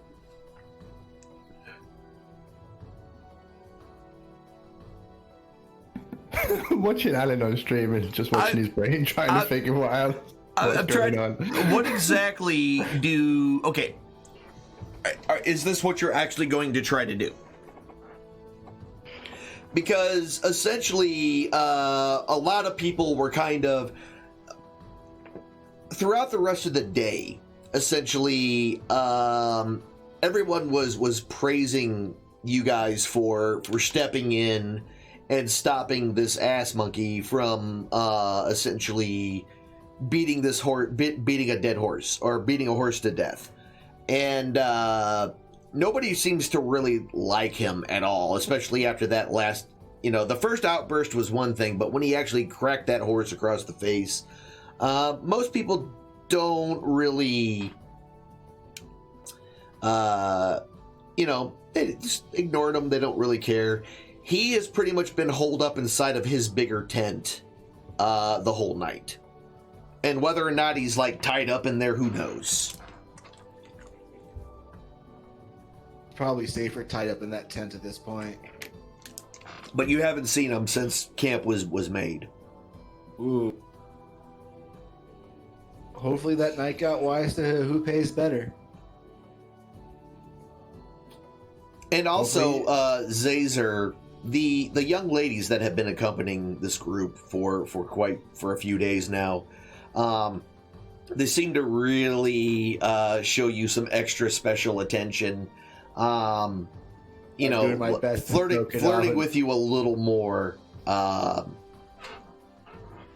I'm just soaking it up the whole time. Okay. Just being a ham about it. All right. So, yeah, even through the next day, the knight and mage, you only see one of them outside the tent at a time. And they the whole day, they will go out, they grab the food, they bring some food back into the tent, some for themselves and probably some for the individual on the inside. And essentially, they make you just don't see him. He stays out the entire rest day. He's gone, like he doesn't exist. The only ones that you see are the mage and his other bodyguard, and never at the same time. One seems to always be in the tent with him.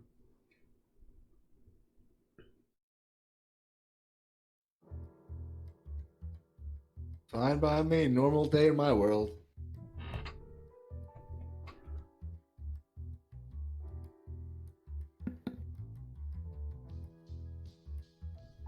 Okay.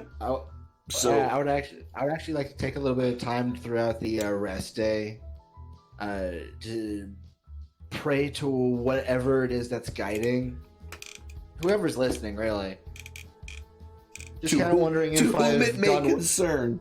to whichever God feels like listening today. I've kind of been praying to all of you this week. I hope I've done well. I kind of wanted to kill that asshole back there, but I don't know. Like, I'm just overly concerned about moral consequence and. So the normal tightness in your chest and headache that you would get when you would start to really act out upon some of your more sinister thoughts hasn't really seemed to take effect at all after that altercation.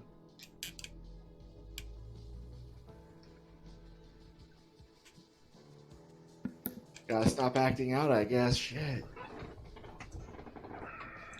I'll stop acting out, though. I'm done. So is Toes ass stabbing this guy in the kneecap? That's what I'm. That's what I'm trying to figure out.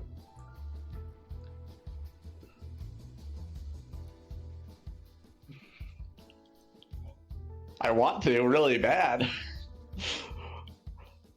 but The brain half is trying to talk him out of it. The brain is trying to talk the butt out of doing things. That sounds like everyone's problems for the most part. And if I don't have the two things of invisibility, then definitely no. Or at least one thing of invisibility. So is his tent the big tent in the middle? Yes. Would that be within 60 feet Of us? We're at number 5. Yeah, so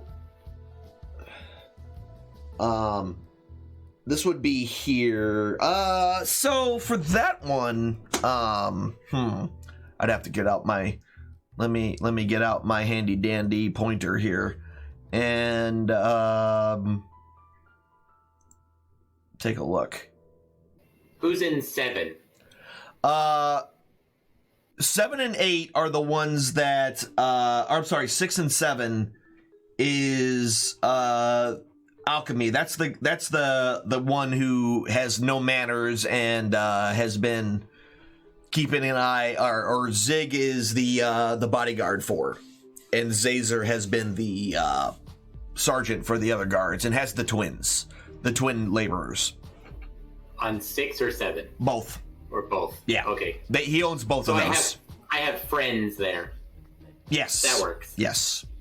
And 7 is actually closer to the tent, so if I can't do it from 5, I would like to see if 7's any closer. Yeah, so 7... Well, here, we'll do it this way. So you're talking, 65 feet over here. So that's close enough. Yeah. So would that idea appease you, brother?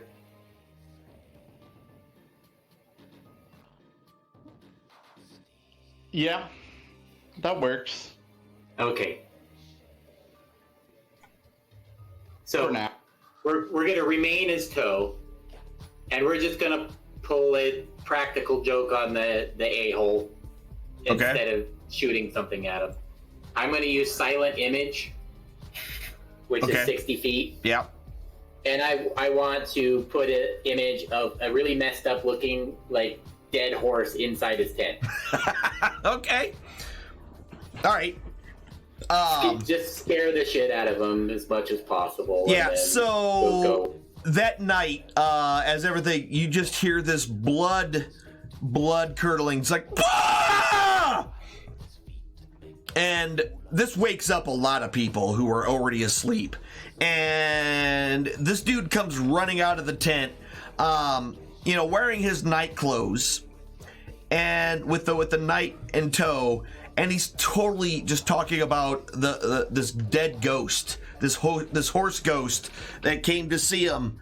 And then the knight's like, I don't know what you're talking about. There was nothing in there. What are you talking about? And he just keeps repeating ghost horse, ghost horse, ghost horse. And he's like, he was, it took several hours, of him basically kind of freaking out.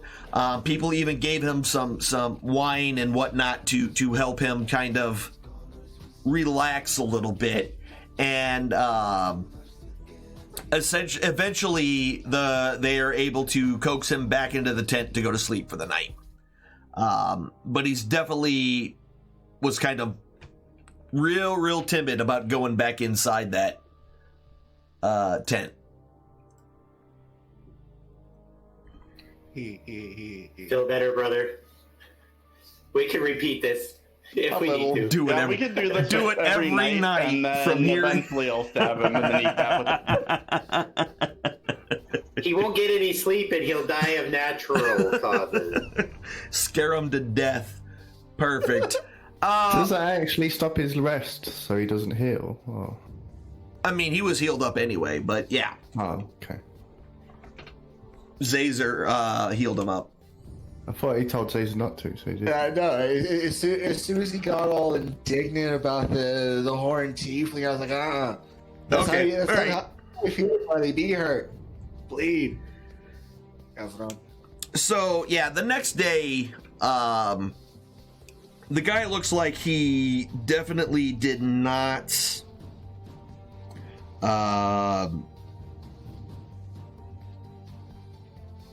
Did not get any sleep that night. Like deep black rings under his eyes. It looks like perhaps this dude has been up all night. Like perhaps because of a ghost horse. I don't know for sure exactly. However, yeah.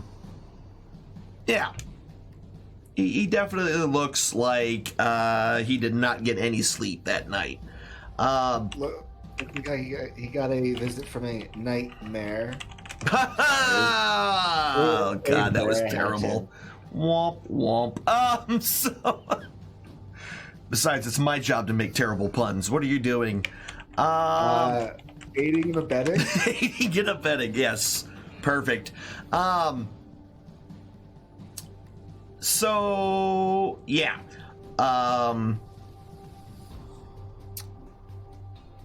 We have, let's see. But the next day is a full rest day, and a lot of people have come up to all of you and are really happy you kind of put that guy in his place. They're really glad that you all didn't kill him, because they would have been, some of them would have been torn on whether or not he deserved it and whether or not you needed to be reported to authorities or whatnot. But all in all, it seems like the majority of the people were not upset by the outcome of that particular day at all. Joel thinks he's haunted by his decision now. Could possibly be. And during that entire day, again, you're getting hit on a lot by these two young ladies, Zazer. By this point, I'm trying to see if I can't get lucky with one, if not both of them. All right. All right. And Toad, the combo of Toad don't trust those twins. Okay. So we want to keep an eye from where we are. Okay. And where Zazer is. Gotcha. All right. So a very, very close eye if he gets lucky. Tee hee hee. I want to watch. Wait, did I say that out loud? So Not wrong. after the rest day, everyone heads out again. The next day is pretty uneventful, and it is now the 17th of Myrtle. That evening, the young ladies come up to you, Zazer, and are kind of giggling, and they're whispering to each other and giggling as they come up to you. And they're kind of like they give you the come hither kind of, finger motion, come with us kind of deal, giggling the whole time. Stumbling over myself, I have no problems following them to whatever demise I might meet here. Okay. Go get your stuff! That's fine. I won't need it when I'm going. All right. So as they kind of take you off, they take you off into the dark, away from the lights of the goings on and whatnot. And where did I put that So away. they take him into the dark outside the fire without any dark vision, or where you need dark vision. Yeah, I mean it's yes, where it's kind of dark and away from everybody else. I kind of want to follow him, get a front row seat. Okay. All right, so they kind of lead you out up over this way here. Why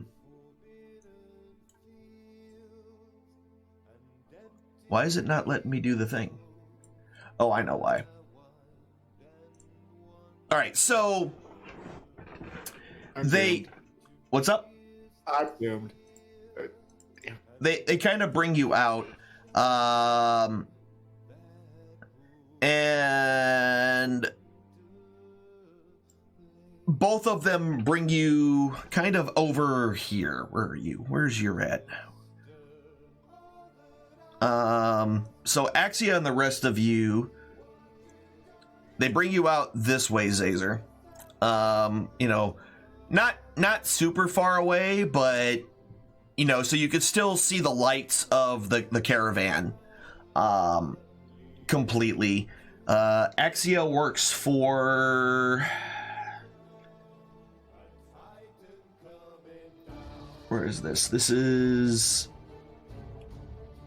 Yeah, so...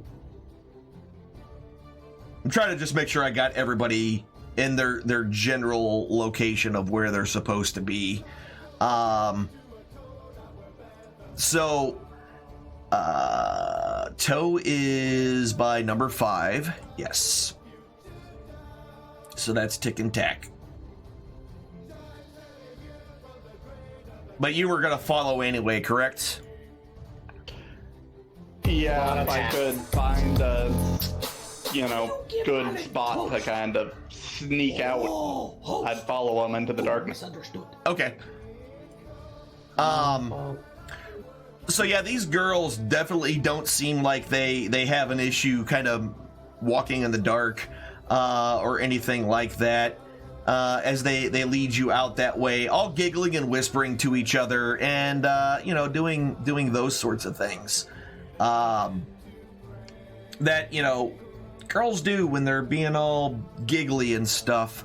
And then 6 and 7, that's Zig and Zazer. Well, Zazer's out with them. So that would be Zig. Nutdrock is down here. Always the farthest way away for some reason. Yeah, I think the girl should take him to the bottom left corner. And Zig also is over this way as well. I think Zig will be on the benches with the twins. I mean, these are benches, right? Those are cots, but close enough. Oh, okay. Yeah. Yeah, so y'all are kind of spread out throughout the whole thing. Am I missing anybody? I'm missing Axia, aren't I? I didn't put Axia up.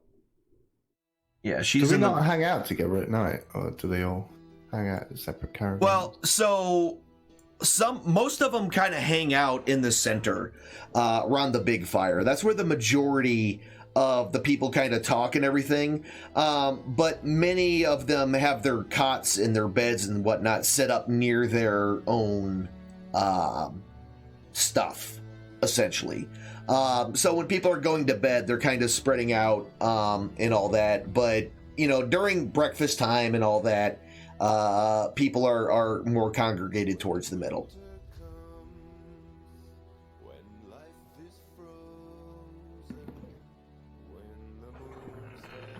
Why are you rolling acrobatics? That's a hell of a thing to roll when you're being led out into the darkness by a couple of beautiful women. It's not being let out by that point. Okay, that's true. All right, so are you? You guys are following. So can I get a stealth from you two, please? From the bottom half. Yeah. Do I see? He's invisible to people with dark vision. So, oh yeah, that's right. So essentially, yeah, like you've noticed that they've been flirting with them this whole time. Like it is completely not subtle at all with these two. And so I do see them drag him off into the darkness. You saw him follow them into the darkness, yeah. All right. Do I where's the shield bearer chick dwarf at? She's kind of in the general area, kind of milling around, telling stories about all the other times that she's done this trip. Oh, okay. I was gonna point to her and be like, you wanna? Lulz. Yeah, she's pretty much been no nonsense. Her major thing that got kind of old really quick is that she's made this trip multiple times. And she tells everybody about how she's made this trip multiple times and the best way to go and all this and that. And a lot of people are kind of, kind of sick of them, to be honest with you. She's kind of annoying, but... Oh, man. Dang, if she doesn't have a pretty beard. I mean, possibly. So hard possibly. to find a good dwarf these days. It's true. For real. If only we had one. Wait, what? So, all right. Actually, he's gonna. Sarah got a lot, but she's just gonna be like, yeah, whatever. He's gonna go do his thing.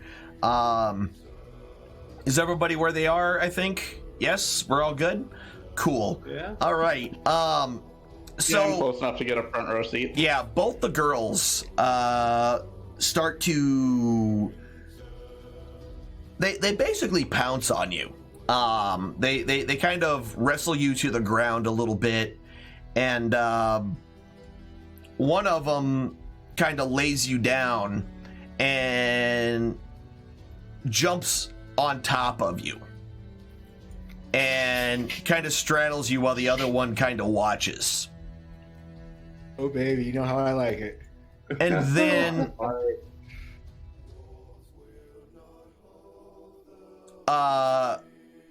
as she kind of leans back,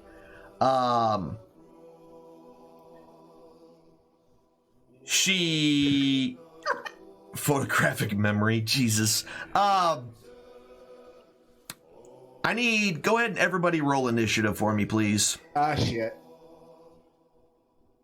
I was gonna say, does his hellish rebuke go off when she pounces on him?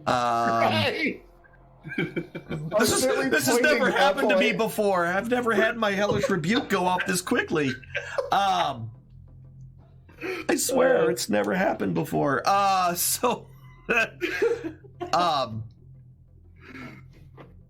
Just so we're clear, technically I was in fact pointing at her, so that's alright. Wow. Hold on, that's not the right one.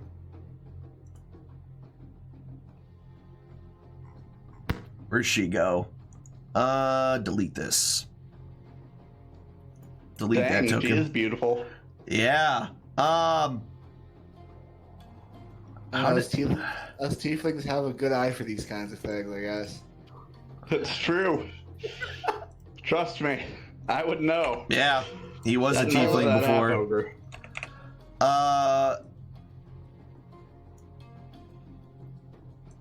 Look, they're friendly, right? Yeah, for the moment. We're doomed. Oh shit, they're not friendly anymore. What could I possibly done? The one Arietta who is straddling you suddenly out of nowhere, and this is basically going to be the surprise round. So Tick, Nutrock, and It's Tet. really surprised when we already kind of knew. I mean, it's surprised because you didn't really know, because she just looked like a girl.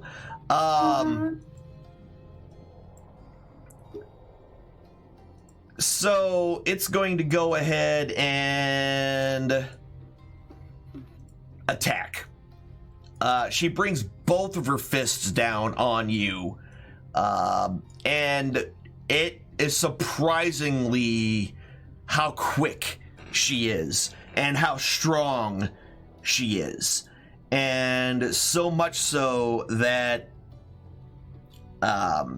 she's actually going to get advantage on the attack roll against you. And will attack.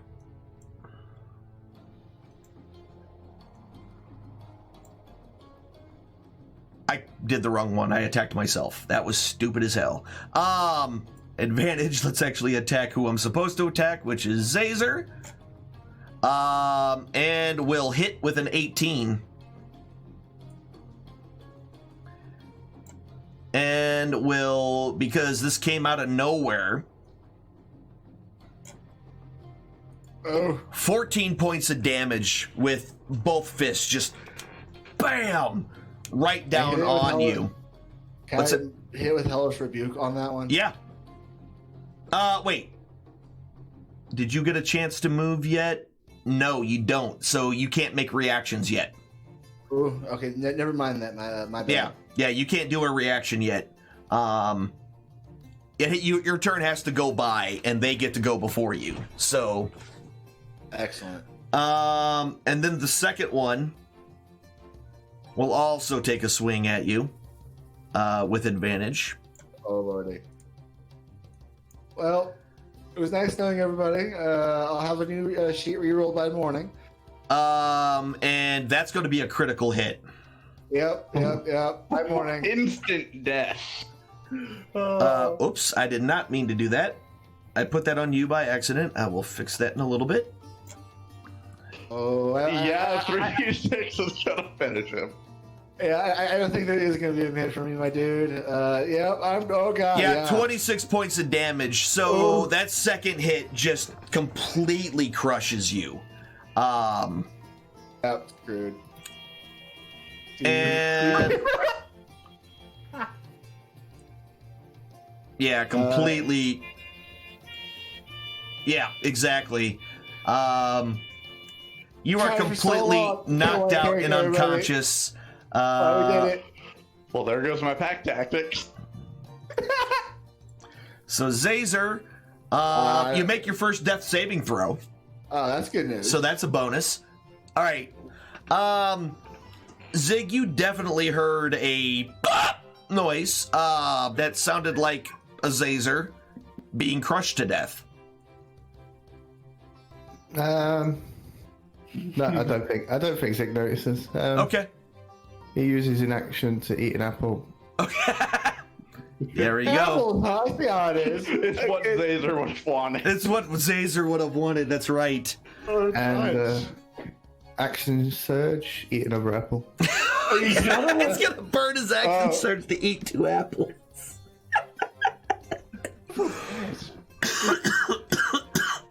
He's really good at eating apples. Yeah, he's real good at eating apples.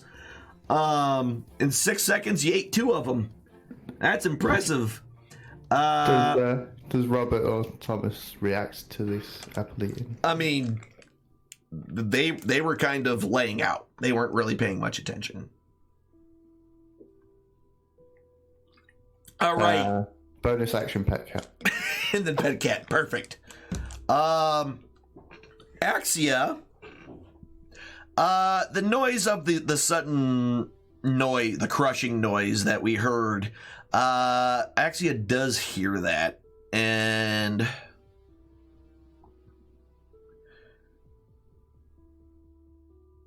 yeah, it is able to kind of get up there. That's about as far as she can go. And that is that. All right, Tick.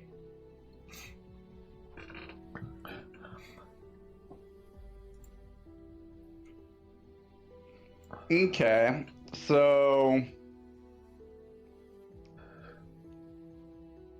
would I get a surprise attack since they don't know I'm here? Would I get like advantage on the roll even though I don't have? So you are considered invisible right now. You are actually invisible to them because they cannot see you. So let me add that to you. At least for this particular one. All right. You are now invisible to them. Okay, I'm gonna pull out my swords and I'm gonna attack. Is this the first round? No, this is technically the second round. This is the second round of combat. So I wouldn't get my 2 turns? No. Nope. Pooh. Oh well. Unless you can't be... Yeah, no, you can still be surprised, right? Yes, okay.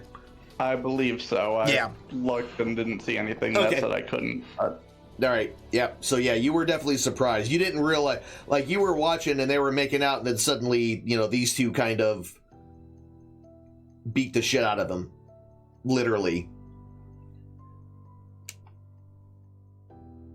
Yeah, I definitely watched him get fucked. That's for sure. Yes. Yes, you did. Not the way that he wanted either. Nope. Not in the way that you want it. No! Don't knock it till you've tried it. All right. Well, stabby, stabby. Stabby, stabby.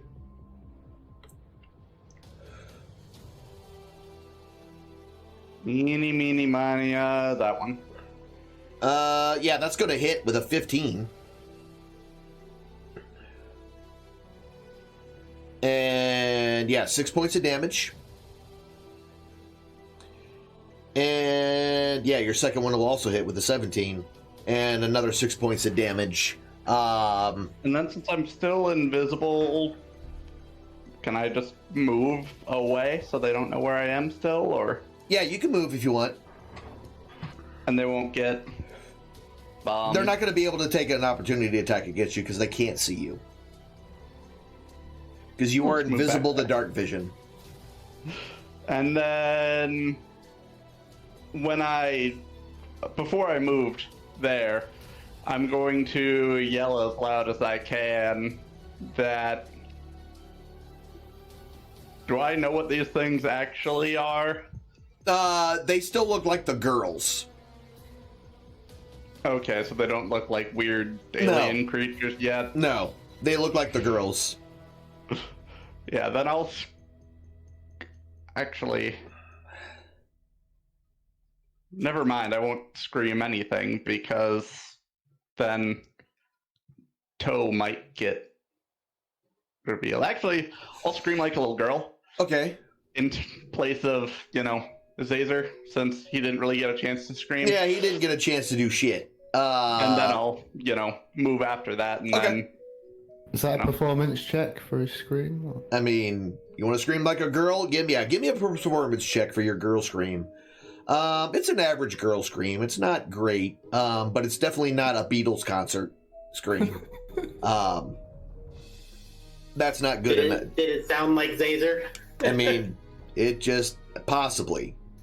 It sounded better than the gurgles that he managed to get out. The sound of broken ribs, which is what the sound was that he made before. Nutdrock. I heard the girlish scream. You did hear the girlish scream. And it's somewhere out in that area. Maybe you should get on a horse. Yeah. I was about to ask that. Is it possible for me to mount one of these horses? Yes, absolutely. I can definitely do that if that's what you want to do. I would like to mount this horse. Do I have my person I'm supposed to be in charge of around me? Or protecting? They're kind of looking off in the distance. They're where that scream came from. They seem a little bit put out by it. But they still have the other guards and everything kind of in that area. So there's still people around. I can mount the horse this turn then? Yeah. You could jump on the horse, yeah. And then I'll add it. Well, the horse moves on its turn. Well, you move the horse on its turn, I guess I should say. Let me get him on the map here. Because we need to do that. And then use a riding horse. Boop. And you are going to be friendly. There you go. And his turn is actually directly after yours. Perfect. I'm gonna yell over to Owen while I'm riding that way. What's the movement of a horse? 40 feet. Oh, all right, and I can sprint, huh? Uh-huh. No, actually, wait. Oh, okay, I can. Yeah. So, let's do this. Oh, no, I'm sorry. This is a riding horse, 60 feet. 60 feet. Yeah. Oh, boy. It's going to be tough to... He's like, I can't go back to these little legs. Right. I need a horse at all times. I'm going to yell to Owen that I'm going to go investigate that. Okay. So he doesn't think I'm, stealing his horse. Gotcha. Since it's 4 squares... Oh, man. So, 5, 10, 15...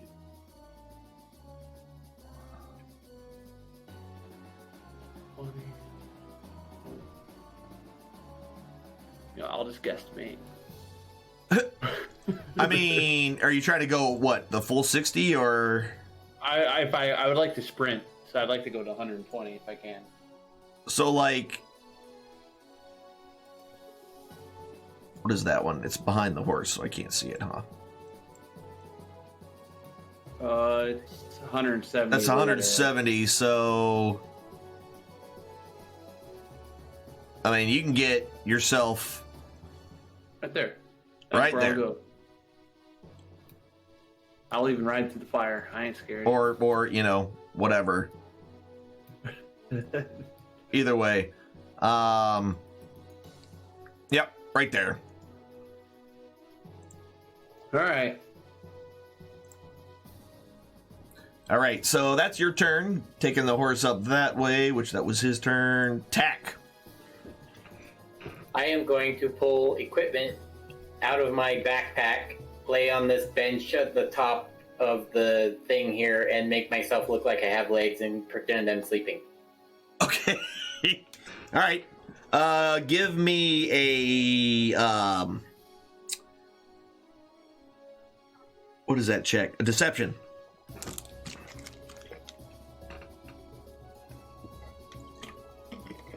Okay. Cool. Boop boop. Okay, so the one is really confused because she got hit and doesn't know where it came from. Let's see.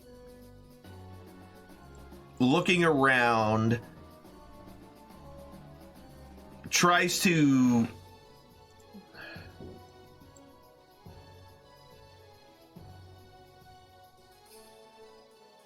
and kind of reaches out and is kind of looking essentially and is able, let's see here,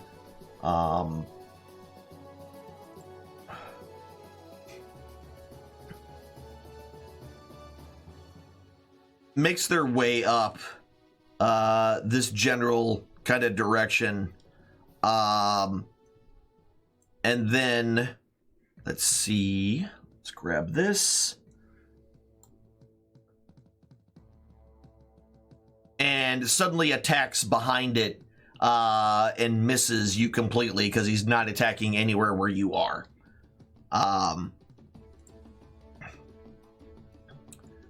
Zelina follows suit and then decides to swing and swings over to its left side and misses because nothing was there. Zazer fails one of his saving throws. So he's won one and lost one. Zig, you're up. Zig can see Axia. Oh yeah, you're seeing Axia move, and you're seeing the dwarf on a horse like hauling ass. And you heard my lady scream. And, yeah, I did. Yeah. Okay. Although you weren't impressed. So, an average screw. Yeah. Okay. So we'll start running in that direction. I think I get about there. Wait, I can double move, can't I? Yep. Right.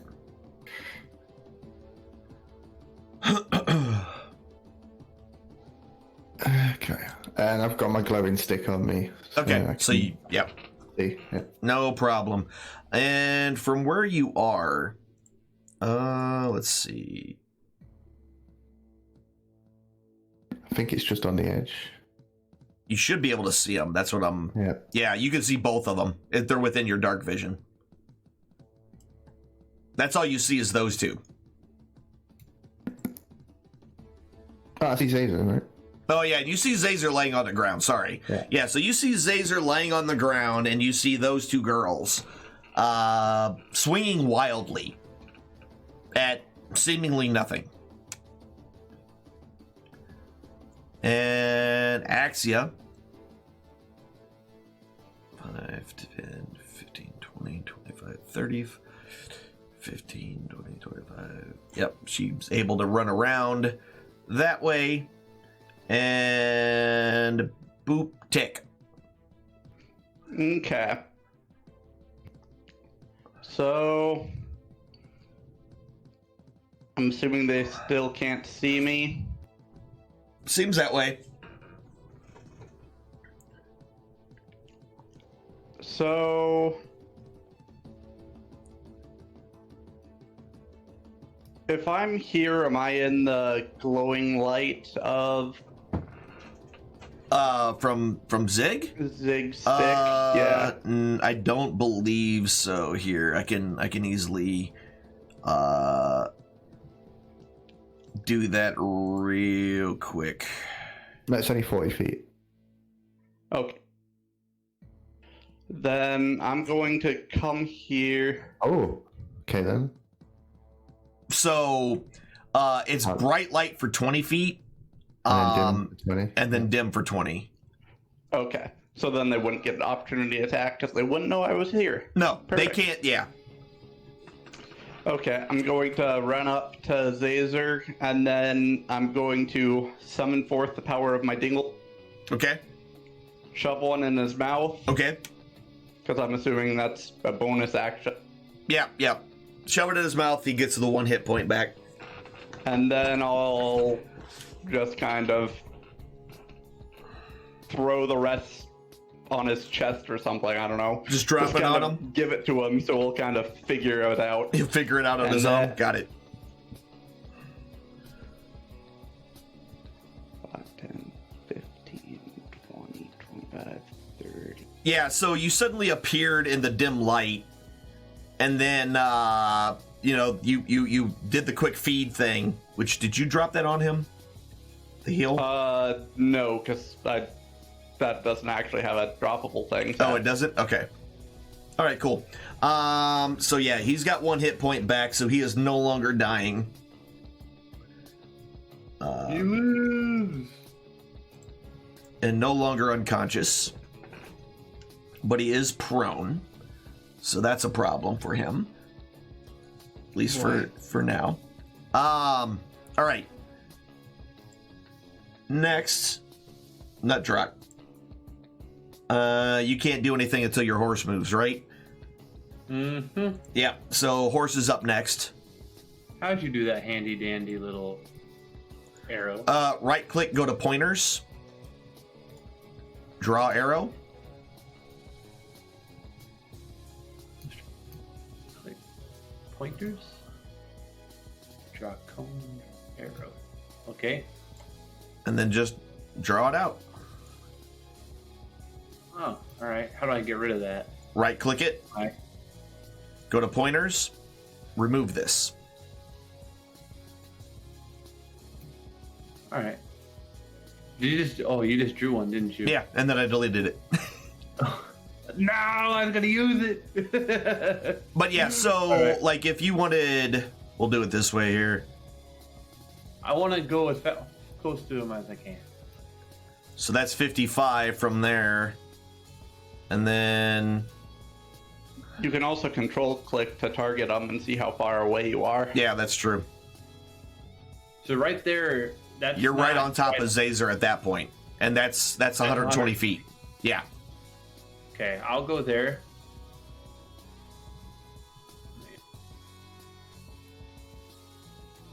I'll just stop right here. Yep. Seem right to you? Yep, that's about right. And then I can't dismount yet, right? I have to wait until. No, yeah, you have to wait till your turn. So we're gonna remove you, and we're gonna remove this one. Boop, boop. Can he have helped his action to dismount? It's not his turn. He could have. You could have readied. You could have readied your action to dismount when you got there. We can go ahead and say that's what you did on your turn. All right, can I do that? Yeah. When I get to Zazer, I'm going to dismount. Yeah, so you can just jump off at this point. All right, I'm jumping off. Gotcha. 1d6 breaking your leg damage. No, I'm Yeah, from, the height of his fall, that's pretty big. 2 dwarfs tall. 2 dwarves tall. All right, Tack. You're still pretending to be asleep, yeah? Sleeping. Gotcha. You need another check? No. Okay, so this one definitely now sees a new target. Where are you dismounting to? Oh, yeah, let me dismount. So Yeah. Please. I'm going to... Show me where you're dismounting. I didn't mean to move the horse. Can I just... Could that have to be within 5 feet, right? Of the horse, yeah. Okay. I'll dismount. Right there? Up. Yeah. Okay. No worries. So Arietta's like, okay, you piece of Nikes. It's gonna take its first swing at you, and will miss, and then we'll try to punch you again, and we'll miss a second time. I'm not going to be as easy of a target. Nope. And then the next one kind of comes up, and again, whoops, that's the wrong thing. No, I don't want surprise attack on this thing. There's no surprise attack here. First slam attack on you, Nutrock. Will hit. Wait. For 6 points of damage, and then we'll attack again. And that one will miss. I stand up. Okay. 1, 2. Oh, are you 3, okay? 4. Yeah. Yep. Yeah. No. I knew I was going to use this at some point. Kapow! I think that's what. I am now resistant until the end of my next turn to Bludgeoning, piercing, and slashing. Okay. Yep. What was that? That was Blade Ward, the cantrip. Okay. As an action. Blade word. Yep. Okay. And you're still marked as prone, so. Oh yeah. I'll remove that. Boom. Thank you. Done. Caesar, what's happening? These things are They not. hit me in the wrong horn. Wow. Zig. Hit him in the right horn. Yeah, the right one. Wait. 25, 30. I'm going to stand next to Caesar. Okay. That's a double move. Okay. All right. Cool. So that's your whole turn then. But these are still like beautiful women. Yeah, they're still pretty girls. I don't know if Sig will attack. Okay. 5, 10, 15. So that's 30. 50, 25. Boom. All right, so she moves all the way up there. That's her turn. And Tick. Oh, you can be seen now. Ha! Yeah. It happens. Yeah. But what I'm going to do... So you're no longer invisible if you're standing there. I'm going to cast Hunter's Mark on Zelina. Okay. Gonna get pack tactics. Uh-huh. Gonna cast sharpshooter. Well, Okay. that's not really cast. Yeah. And then I'm gonna shoot her in the face. Okay, you do it. Yeah, 19's gonna hit.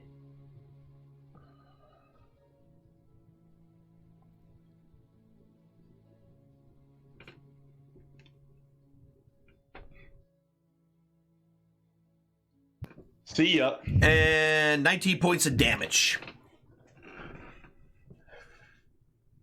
Still up and operational.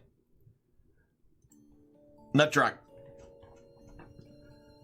Am I like in the middle of squares right now? You are. I am. Yeah. I'm just gonna move. Yeah, I had you there. Yeah, that's where I was. All right, I'm gonna tell Zig the girls are not friendly. There you go. I'm going to. Big trick today, they're not in a good way. I didn't expect this kind of Joe. I'm gonna use my silvered halberd on the one that just got hit. Okay. That's gonna miss. I'm gonna sit here and look pretty. Now you are. All right, your horse. So is how tamed are these horses? I mean they're horses. They're not gonna stick around for getting punched or anything if they do. Like, could I just shoo it and tell it to head back to the camp? And You probably go to the could. camp? Yeah, you can do that. Go back to the camp. Shoo. Go shoe horseshoe. Tack is asleep. Right. Arietta sees this little dwarf face and says, "Punchy, punchy. I want you for lunchy." Its first attack's gonna. What is your AC? You don't want to know. It's a beautiful thing. Crap, dude. 23. Yeah, I don't get hit. What do you have? Hold on. What the hell going on here? That's the full plate and I don't know. When I equipped that plate on, it just took me to a 23. So I just figured it was right. Yeah, I mean it probably is. I'm just okay. So you're wearing half plate, which is a 15 with a max of 2. Your AC, so 15, 16. It shouldn't be that high. I am really confused. You're not complaining? I mean, come on. Oh, do I get? Do I have my one thing on? No, that's my dwarven resilience. You okay? That's weird. Armor.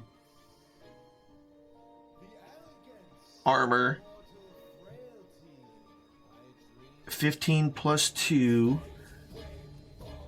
Does it think he has like multiple shields equipped? No, it says his armor is a plus 11, which is not correct. That's the problem. Oh. I think it added multiple things together here. That's why I was really confused. That's why I wasn't worried about ever getting. Yeah, no, that's super high. I'm like 22 should have hit you. You're not supposed to get super high over 20 until. I've got 21, but that's with full plate. Yeah, and he's only got half plate and a shield. So, didn't you get rid of your scale mail? I haven't gotten rid of it. I don't think. I think I still have it on me. Yeah, I know. That's just what I was curious. Does it count them both? Is the scale mail better than what I'm using? No. No. Excuse me. Your scale mail is 14, but your half plate is 15, so it's better. Okay, so that should be a 5. I don't know why it's not, or why it did that. Maybe the guy added a little extra love to this armor plate. And, yeah. What kind of dwarf were you again? I'm a hill dwarf. Hill dwarf. So you don't have that's the only the Constitution, if I remember right. Yeah, that's the one that you don't get the extra AC though, right? I'd have to check. I don't remember. Because I think that's the mountains that get those. I just want to make sure we're right, because I'm like, 22 should have hit you. I'm pretty sure it has something to do with me getting extra Constitution when I level up or something like that. Okay, extra hit points. Yeah, so that's the other one. Yeah, okay. No problem. Well, darn. Yeah, so you have an armor class of 17. You know, though, so I that means that's been messed up for a while, because I had, before I put that armor piece on, I was up to like 19 AC. Really? So something got screwed up somewhere. I don't know where it did. Do you have 2 armors somehow equipped? On at the same time? Yeah, that's what I'm looking for. And does it think he has a shield on? Because, I mean, I don't think you could really use a shield with halberd. Yeah, I haven't been using my shield. Oh, and it's got the shield on there. Huh. Yeah, so you should only have an 8. And it messed up again. Weird. Okay. So it looks like it's adding things together. That's weird. All right, yeah, so your AC is 15 or 16, sorry. 16? 17? It was 17. So is it lower now? So you're a half plate. Hold on. If he's only 16, then Hold on. I feel like I shouldn't be a 15.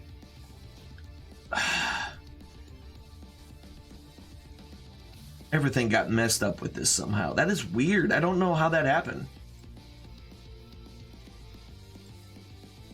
Yeah, so you get your dex bonus with a max of 2, and your AC bonus, or your AC base is 15. Yeah, so it's 16. Huh. Like if you had your shield, because you know, with the halberd, Right. That was weird. I don't know what happened there. It was like when you uncheck it and put it back on, it added your armors together to make it a plus 11. Like if I went through and just clicked it through again, now you're 21. Yeah. So that's a weird thing. I'm a super dwarf. So it's adding an extra 6 for some reason, and then it's putting dex as none. I have dexterity. I may not be the most. No. I got it. I'm just saying it's like it's. Here, I'm gonna see if we can fix this. We're gonna do it this way. We're gonna go in your inventory, and I'm gonna remove the scale mail. Because I got rid of because you said I had to trade my old armor out. Yeah. When I got this one. So Yeah. I traded my old one out, but I haven't gotten rid of that one yet. No problem. So we're gonna do this. This is how we're gonna do this. I'm gonna make sure that your AC is currently correct. It is not. You should have 0 armor. Okay. So I totally forgot that I was using a shield until you said that. I should have never got this halberd. What was I thinking? I bet you wanted to use a halberd again. Yeah. I mean, you can always swap out again later. So you need your half plate. So let me put that on you. And then we should...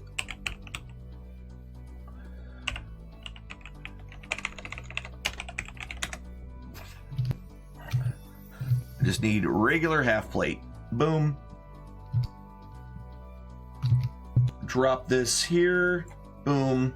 Half plate has you carrying it. We're equipping it. We go to here. That is weird. Are you sure you just didn't make me a special plate? Like it's legitimately just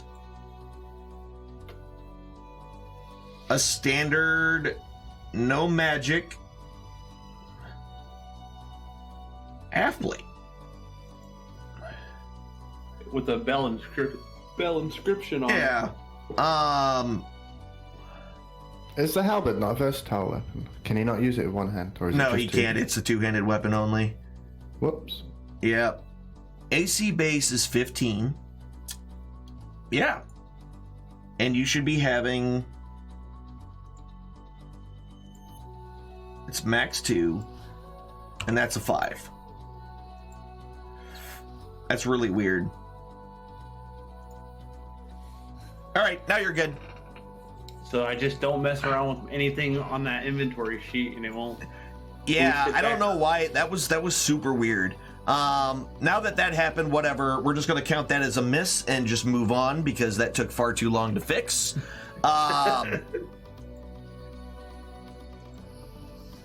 So Zelina is now going to...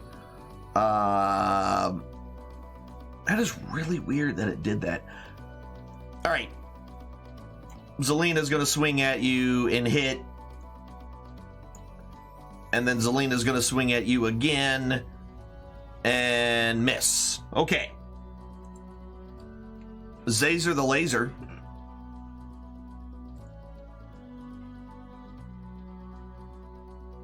Which one? I want to use all the pretty cool spells, but it's probably a bad idea. We'll use this one. 17 is a hit with your Eldritch Blast. Get wrecked, son. 12 points of damage, heavily wounding it.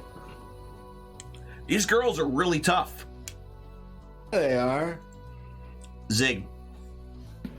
Zig will bop her with a stick. Okay, bop her with a stick. Bop her with a stick.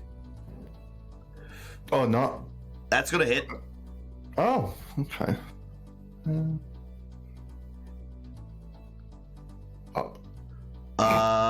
That is 7 points of damage to Zelina.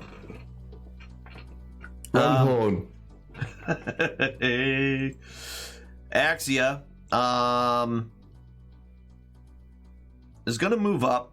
She is going to... Oh, I don't have her open. Lulz. This is our first combat of the night, isn't it? That's why. Mm-hmm.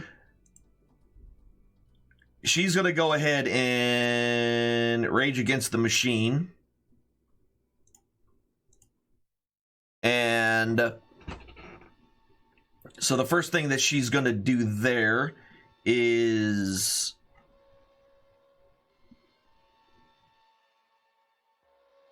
cast lightning on the one closest. So saving throw. And makes a save against the saving throw. And takes 1 point of damage, but is now critically wounded. And then she's just gonna take her big old bear axe, not to be confused with a bear ass, but a bear axe, and miss. Yeah, that was... That's what happened there. Okay. Next up is the cat. No, Tick. No. I'll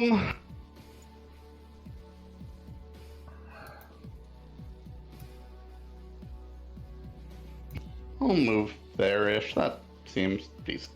Okay. You are now invisible to them. And give me a second here. Let me find invisible. Incorporeal, invisible. Why can't I find invisible?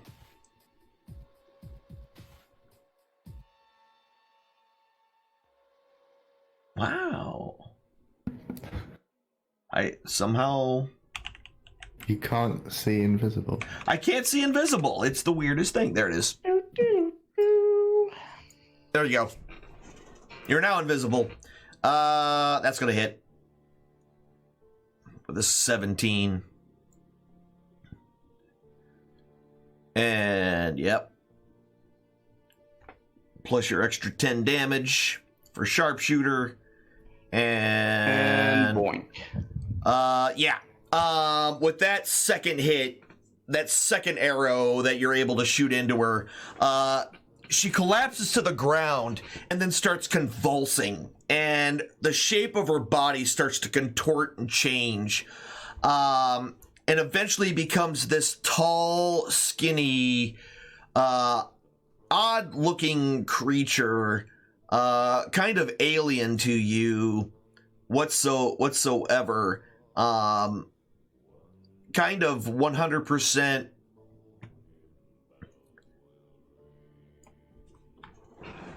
creepy as hell looking. Just think, Zazer, that's what you slept with. Yeah. Kind of cute. I think Zig needs to talk to Robert. I've been with Robert. Oh, God. Oh, my God. I just realized. Oh, that's going to be terrible. Okay, anyway. One's down. That is your turn, Nutdrock. All right, let's try and swing again here.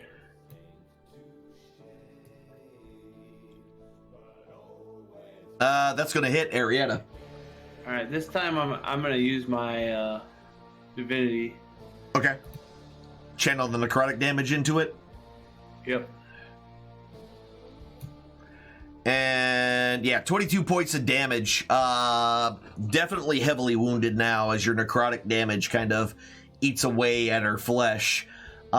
She lets out a terrible sounding scream that doesn't entirely sound feminine at all. In pain. Oh yeah, horses. Take 'em on to the camp. GTFOing. We'll go ahead and just get you out of there. All right. And Arietta, whoops, is going to take a couple of swangs. First one at Nutdrock again. That's going to hit with a 24. And that's 8 points of damage. And then a second punch, which will miss. Good. I don't know how many more of those I can take. I mean, I missed my AC. yeah, that was just wrong, man. Like, you shouldn't have had 23. Not with half plate. That's why I was really confused. Because I think, naturally speaking, full plate plus a shield gives you 20. Yeah, and then +1 for proficiency. Yeah, if you have that, yeah.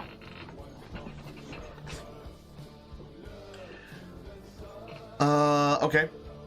And then you just took off. You healed the shit, and then you shot your shot and missed, and then you ran. Got it. Perfect.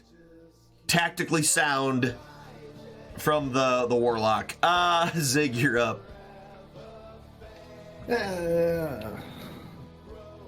I'm stepping on the corpse of this thing. Yeah, you are.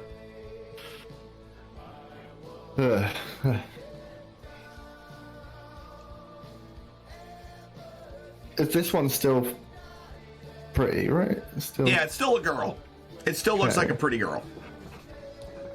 It'll stick it. That's going to hit with a 16.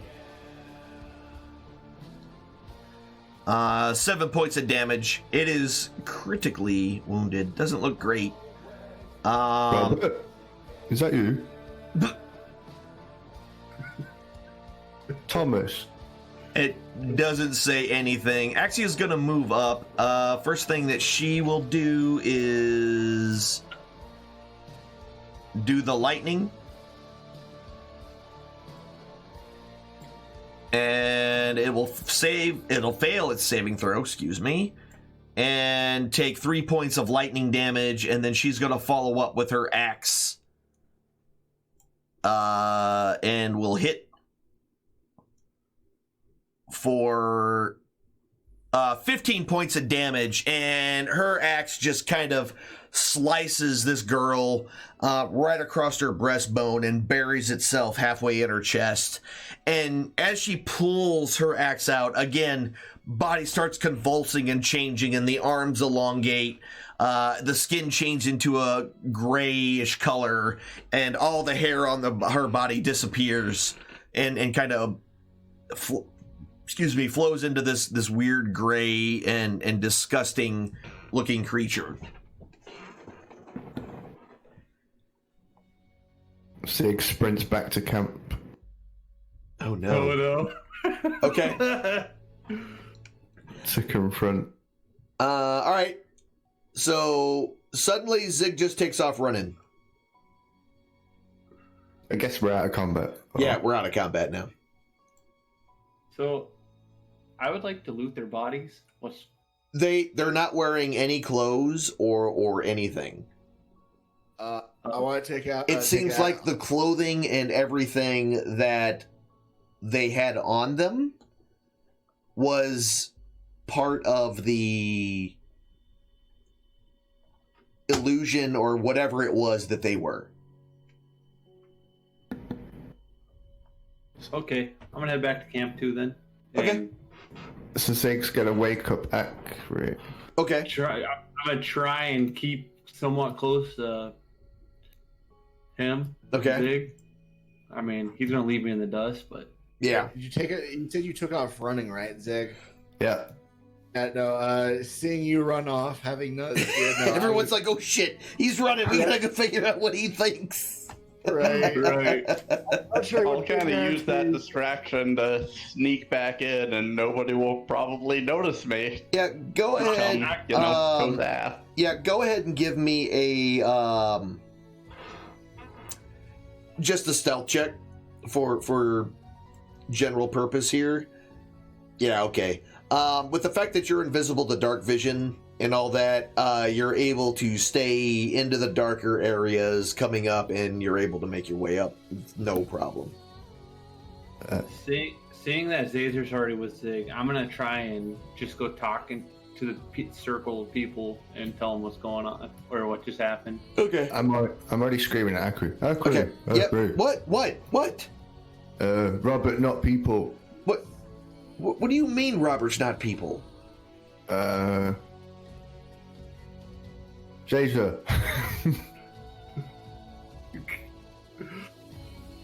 Not people. Attack Caesar. Not people attack. Okay, well, what is that what that scream was? Yeah. Okay, well, what does that have to do with Robert? They look the same. They're twins. Yeah. Twins, not people.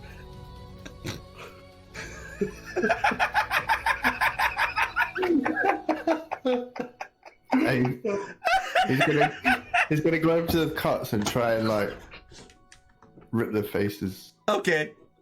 Just like trying to like pull their head, pull their mask off like in Scooby-Doo Mystery. Yeah. It's just that it won't come off. What are you, let go of my, what are you doing? You're not people. Hey, what are you doing, you big idiot? And he kind of grabs her and it's like, let go of him. What is wrong with you? I've worked with these boys for years. Can we drag them over to the corpses? I mean, Dick. just let go of them. You don't need to drag us. I'll poke them with the stick towards. Hey, stop. You stop. I didn't do anything. You're the one that came in and was yelling at me. Yeah, the twins threaten my horns. Are you like these corpses? So, you kind of go out there with the light and everything. Tick is now back and all that. And you can clearly see the gray alien elongated bodies of these creatures. See, twins, not people. Wait, wait, were those were the girls? Yeah, twins. Okay, listen. I know you're strong, and that's why I hired you. But look, listen. Understand this in your little pea brain. Twins don't make them bad. Those are what they call doppelgangers. These boys aren't doppelgangers. You're not in a gang? No, they work for me. Oh, Now, shit, you got. if you don't mind, Just had to be sure, my friend. Almost got murdered on this evening. Got real paranoid real quick. I mean, they killed the shit out of you. Yeah, the fuck they did. Real paranoid after some shit like that. Seja, Yes, sir. twins, not people. Kind of like redheads. You just gotta be wary of them. We eat them. No. We have to not eat those ones. We don't want their evil. We don't want that in us. Make them sleep. No. The gods don't want them either. That's why they're here. We leave them on the material plane. It's better for everybody. Yeah. Ooh, we sleep in the other cart, though. They have their cart, we have ours, that kind of thing. Yeah. Not people at all. Okay. And I do my best to kind of run conspiracy theory with Zig the rest of the evening.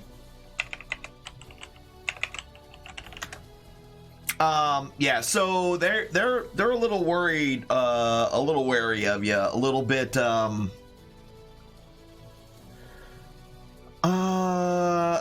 guess, I mean, you kind of accosting them and telling them they're not people make them a little bit afraid of you. What's the rest of the camp think of the twins now? I mean, they the seem... rumors going around that they're not people. No. they realized, the Akron went back and basically said, yeah, there was the girls that we picked up earlier were a couple of doppelgangers, and looks like they did a number on the tiefling, and lucky he got out of that one alive. We shouldn't pick up hitchhikers. That sounds like a good idea. Or at least keep an eye on anybody new that we come across. Zazer might die again. Clearly, I was keeping too good of an eye on them. Just a little too much, yeah.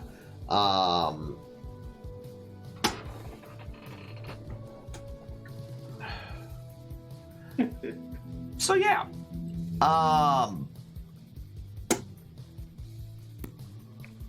So I'm starting to understand why I've always preferred a very high AC in my characters. Yeah. Just my shit. I mean, yeah. So the rest of the night, the camp finally kind of settles down, and the normal nightly patrols and things like that happen throughout the evening, and everyone is able to rest up.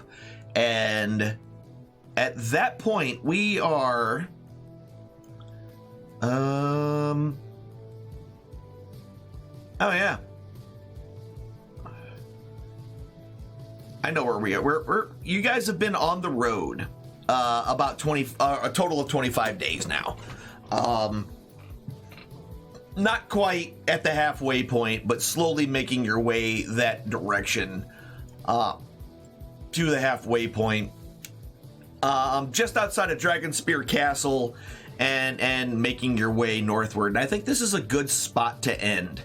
About halfway in, and a lot of things are happening, and twins aren't people. We learned a lot today.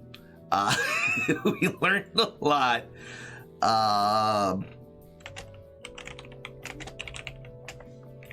Updating my note here. There we go. So, ladies and gentlemen, I want to thank you all for hanging out tonight. It was good. We started a little late, but at least we got some good gaming in. Made our way up almost through the Troll Claws and almost to Dragonspear Castle. So yeah, we'll continue this next week, and I want to thank all of you for hanging out. It's been a fun time, and I'm glad you all were here. At the end of our streams, I always like to do a bonus roll of Divine Favor. Tonight our bonus roll is a whopping, amazing, and beautiful twins aren't people. That needs to be a button. No, because that'll probably insult somebody who doesn't know. That's an 1155 Divine Favor for everybody in the chat. Guys, thank you again very much for your time and attention. As always, it's amazing. I love you all. We will be back later, for sure on Sunday for more Yakuza, and then it's back to the normal schedule because I will no longer be on vacation. But until next time, ladies and gentlemen, be good to yourselves, be good to each other. Remember, you only have one life to live, so does everyone else around you. Try to make their lives a little bit better than what it was when we got there, or at a minimum, don't make it worse. I will see you all. Have a great rest of your day and weekend and night and all those other things. And bye.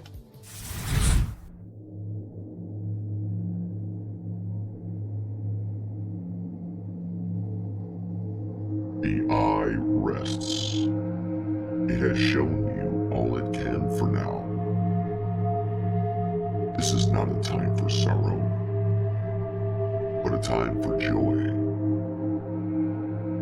When one chapter ends, another must always begin. Ponder upon the lessons you have just witnessed, and heed its wisdom. Apply it to your lives. Go forth, be well, and do good towards the others that enter your story. Let your chapter and their